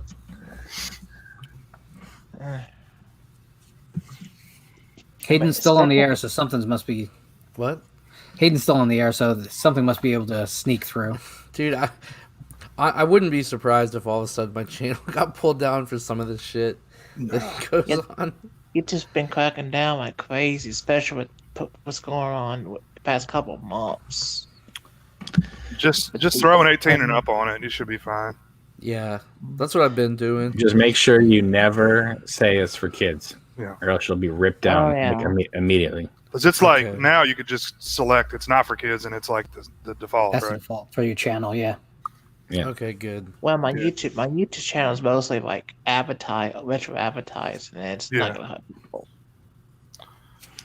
Even when I have a video with my kid on, I say it's not for kids. Yeah. Well, no kid wants to watch my shit anyway, so I'm good. No. Except my nephews, they love all kinds of good shit. Dude, I have to. Not that he needs it, but Christian Horror, his latest video where he goes to, what was it called, like that national video chain he was talking about the other day. He did a video where he goes in there and he gets some really cool stuff. Go check it out. That's I cool. watched that earlier. Yeah, y'all mentioned the famous video. I used to have one in my county, which is about less than 15 minutes away. That closed down about a week ago. Yeah. Didn't even know it. They're all gone now, right? They're going to be soon. Yeah, they started liquidation on all of their physical stores. I haven't had a physical Yeah. video store anywhere near me within a 2-hour radius. Well, I'm so jealous because this one that Christian goes to, it almost looks like an old video store, like Yeah. what they used to look like. And man, I miss all that. Looks like an Yeah, old well, Hollywood video or something. Yeah. And a lot of these YouTubers are creating their own video stores, which look Yeah. amazing. Especially That's cool. Cinematica. Yeah. It's like, oh my god, this is so. It's like the Mhm. time machine. He was the first guy I saw that did it. Yeah. Yeah, now there's another one that comes to mind is Minty. Minty Comedic Arts. He does a lot of these top 10 fat videos. Oh, Minty Fresh Thrift. No. I'm just joking. I think his real name is Mark Bishop. He's from Australia. Really interesting stuff. He does a lot of research. I like video stores. I would never recreate one in my house. No, that's too much money, man. No, I want to feel like I'm at home, not in the Yeah. store. I'm not at work 24 hours a day. I agree. Mm-hmm. I'd feel like I'd always have to be restocking something. Oh God, you're Gotta rewind all these copies. Exactly. Remember? I don't know if you remember, but there were times I would go by Blockbuster like really early in the morning, and they would be so filled up in their drop-off box that people would leave their discs like on the ground, like outside the store, and it's like, are you idiotic? People could just walk by and just pick them all up and go home. This was like the early mid 2000s, wasn't it? What? All this DVD, like, never mind. Like, I used to. Just remember, Blockbuster used to automatically give everybody a late fee, no matter what. And so when you went up to the counter and they said you have a late fee, most people would be like, okay, fine. If you challenged it at all, they took it off. Wow, that's great business. Have you ever noticed every time you went up to the counter, you always had a late fee? I always return my stuff on time. So Yeah, I was a hardcore I tried that customer. too. They definitely didn't want to mess with me. I was No. I mean, there was always something rented, and yeah, there was legitimate late fees sometimes, but I was like the Patrick mom Bateman. apostles like that too. But I used to make friends with all those guys, or even when I worked at video stores, and I loved it when people came in and just chit chat with me for like 2 hours in the store. That was fun. Oh yeah. I would never charge someone like that a late fee. But we had a video store not far from me called Shiva Video, and they had everything.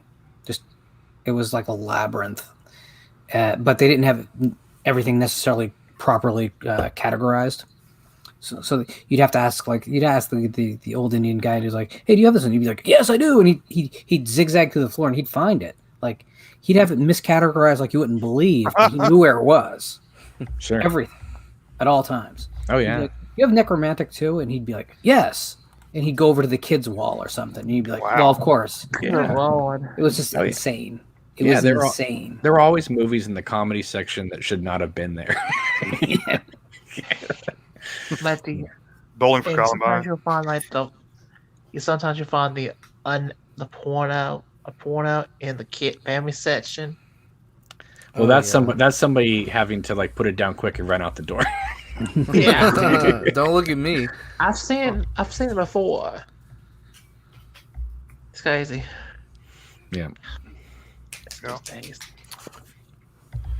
I've seen people like for the post office drop off. Like if the post office box is full, like they'll just put it on top. Yeah.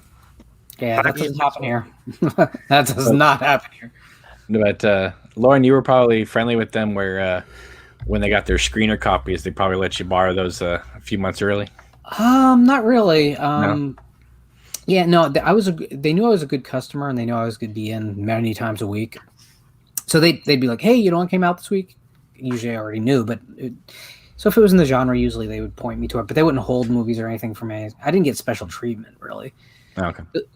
Unfortunately, more built up, popular areas.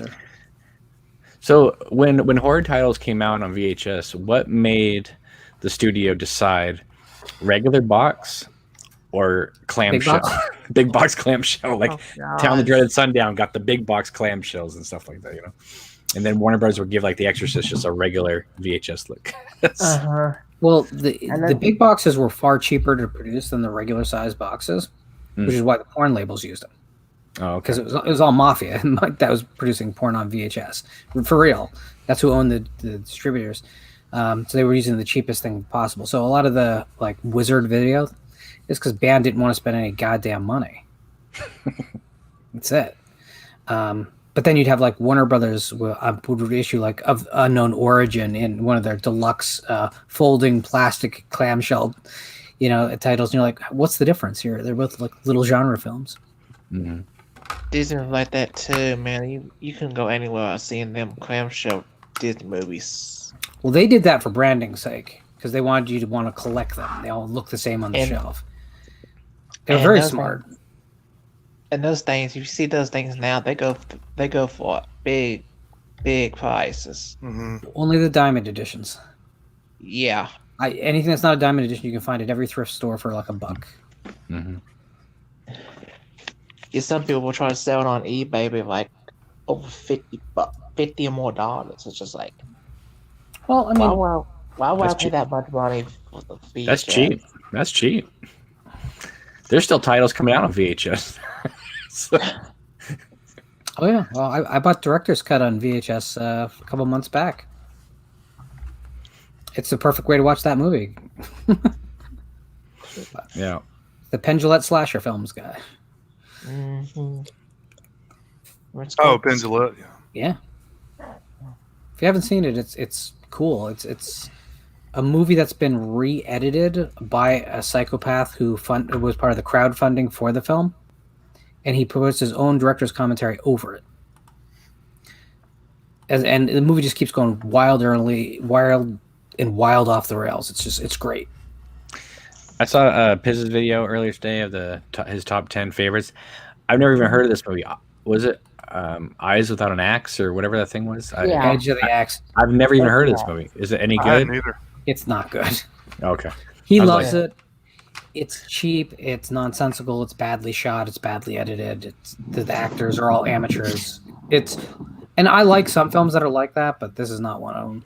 He and Christian both love that movie. Yeah. That cover art, though. That cover art's awesome on that release, though. Sure. Right. Yeah. It really is. Which I think is kind of what Piz was talking about in that video. No, he loves that movie. It's funny you say that, Hayden, because that is the reason why most of us even rented half of the horror titles in the video stores was the cover art. Yeah. That's kind of why I still collect VHS. I love the covers. Yeah. And even if it's not horror. Mm-hmm. Mm-hmm. Well, how many times did you rent Her Alibi at the VO store? Yeah. You're like, Paulina Porskova and Tom Selleck? I'm there. Some of those sex comedies always, drew me in with their covers. Oh, yeah. Porky's. I'll tell you one cover I remember that's a non-horror film. Is Running Scared with Billy Crystal and Goldie Hawn. Mm-hmm. That cover is like that spray painting 4-door sedan. I don't know whether I remember that vividly in the video stores. I don't know why you remember that either. And that's actually a movie I've never seen before, but I've seen that cover thousands of times. See if you guys remember this cover. This is one I always remember. Yeah. Oh yeah. That's Never such seen that. how great that art is. I've It is still pretty never cool. seen that movie, but yeah, I've seen that cover. Isn't that great?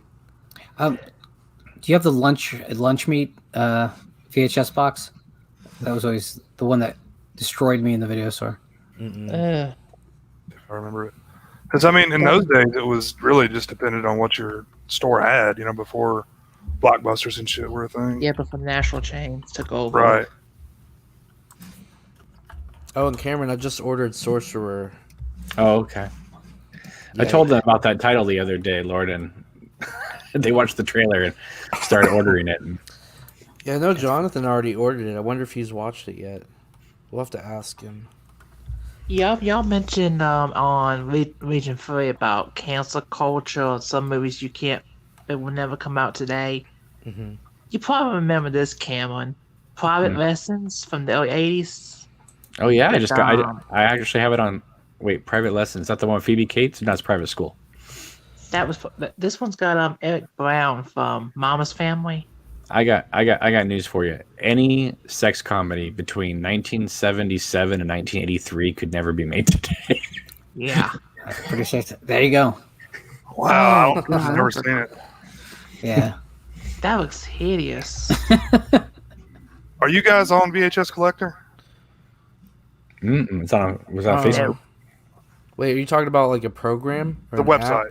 It's just a website where you can put all your collection in there. No, dude, I need to. I've Yeah. never found one for VHS. I like it, so I don't like rebuy titles that I already have. VHS collector. Because I think I've got like 3 copies of Killer Party now. I'm On like, I need to buy VHS? Killer Party. Oh, already. I don't understand why people pay all this money to like put together their collection and titles all on a list, because like, can't you just use Google Docs for that? Like for free? People are being charged like $20-$30 to like for a website. Like Film Aficionado went under last year, or year before. I love them just because I could send the link to people. But you're right, you could do it on VHS or on Google Docs, but you can find the exact release. You know, the exact release of a film. Well, they would want you to put in the IMDb title and all that, and I have titles that IMDb doesn't recognize. So, hey, Lauren knows about that. Like, I don't think I'm going to find Garotica on there, okay? Oh, we got this guy. Oh, he's got his 3D glasses too. He's got his Freddy's Dead glasses too. Lauren called it. Very cool. Are those the theatricals? Yeah. These are the theatricals. Nice. Saw it in 1991 when I was 10 with my mom and dad. That's the Gesticles with the theatricals. What movie is that? I think it's Freddy's Suburban Commando. It was for the Freddy's Dead. I heard of them. Yep. House Party 2. Oh, I've actually never seen those movies before. They're good. Really? Okay. I don't know how well they hold up, but they were good at least. Yeah. Martin Lawrence in there. Kid and Play. Yeah. What was the boy Wow. band that was with them? These lunch meat VHS tapes are going for high prices.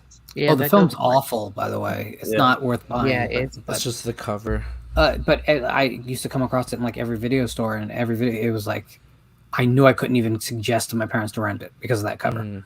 There used to be a VHS magazine. I think it was called Lunch Meat, where they would Yeah, just show obscure VHS titles. Yeah, I think the movie was like 87 when it came out. I've seen it on YouTube. It's terrible. Of course it is.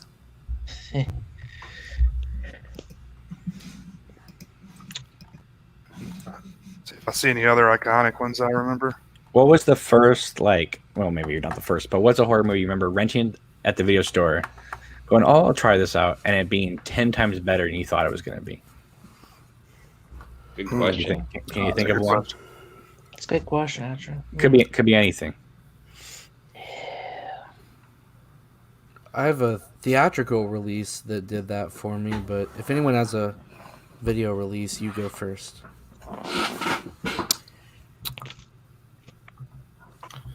You mean like one with like terrible box art, but it was a pretty good movie? Oh, I don't know. I mean, like just like something where you're like, oh, this looks all right, and then it's There like, was a- whoa, There was a direct-to-video film in the early '90s called Runestone, which was way better than direct-to-video films of that era were. I don't know if it's aged well because I haven't seen it since then, but I remember that was a big one. And I remember that for some reason the VHS went out of print real fast, and for a while, like bootlegs of that were showing up at all the conventions as a big deal. But I just got this one. I haven't seen this since I was a kid, and I totally had no idea that Frank Darabont directed it. But Buried Alive with Jennifer Jason Leigh. Oh, I don't care how bad this movie is, Lauren. I really don't like that film. This was a made-for-USA movie. I know. Wow. And, that and now name's it's familiar. now apparently it's PG-13, but it was made for the USA Network. So, God, I'm a Jennifer Jason Leigh fan, an Yeah. Was it early unapologetic fan. 90s? So, and I like Frank Darabont, so I wanted to check this out again. But was it I early didn't- '90s? I'm not mistaken. I think I it's like didn't. earlier than that. I didn't know she'd 1990. been around that long. Jennifer I thought Jason she- Leigh. Yeah, I thought she was like a new actor. I first saw her in what? Good Time. She was in Fast Times at Richmond High, Oh, really? and movies earlier than that too. Oh, She was yeah. in Easy Money with Ronnie Dangerfield.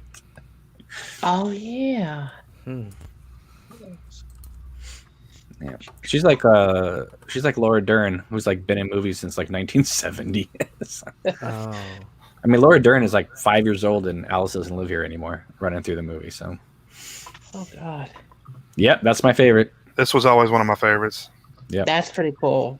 yeah. That's, So that's one I've seen a ton so, of times. blow me up, Jay. There it is, right there on the wall. Ah, yeah. Ooh, I've got That's the one sheet around here somewhere.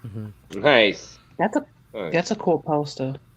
Yeah, if you can't really zoom in, but on the right side, I have actually one of the Paramount promotional stills that they I can't really zoom in, unfortunately, but This is on the bottom. no, it's right where the light is like pointing. Oh, okay. It's like it's right there. But Okay. no, and I've talked to a lot of the members in the cast, and you know they love this movie, and they can't believe that no one ever remembers it. I mean, now people kind of talk about it, but for years, like 20, 30 years, no one ever mentioned it. They called it a cop out because the ending, and I thought the ending was what made the movie great. So, I don't think it's a cop out at all. I've always loved that movie. yeah. I've actually never seen that movie. I'm gonna give it a chance. That's good. So the movie Slipping into Darkness was a direct-to-video feature that is one of my favorite films, period. It's kind of a riff on something like River's Edge, but it's way more messed up and weird and just immoral. It's about a group of bikers who the brother of the one biker gets killed, and he'd been hanging out with these three preppy girls, getting ice cream, and got run over by a train. So the bikers decide to go get revenge on these girls, but they can't go through with it. And that's like all the first like 20 minutes of the film. It just goes really crazy, really fast, and a lot of bad things happen. If you like weird cinema, it is just awesome. Oh, It's the on Art Prime. Bell show is starting. I'm gonna go over there. Yeah. And check it I'm out. gonna go ahead and cut this off here in just a minute. But yeah, thank all you guys for stopping by. We'll have to look at some more VHS covers on a future show. But yep, we're all gonna head on over to the S'mores and Doors show, I believe, to see All what's right, going on over there. Have a good night, everybody. Yeah, be good. See ya. Take care, Good night. guys.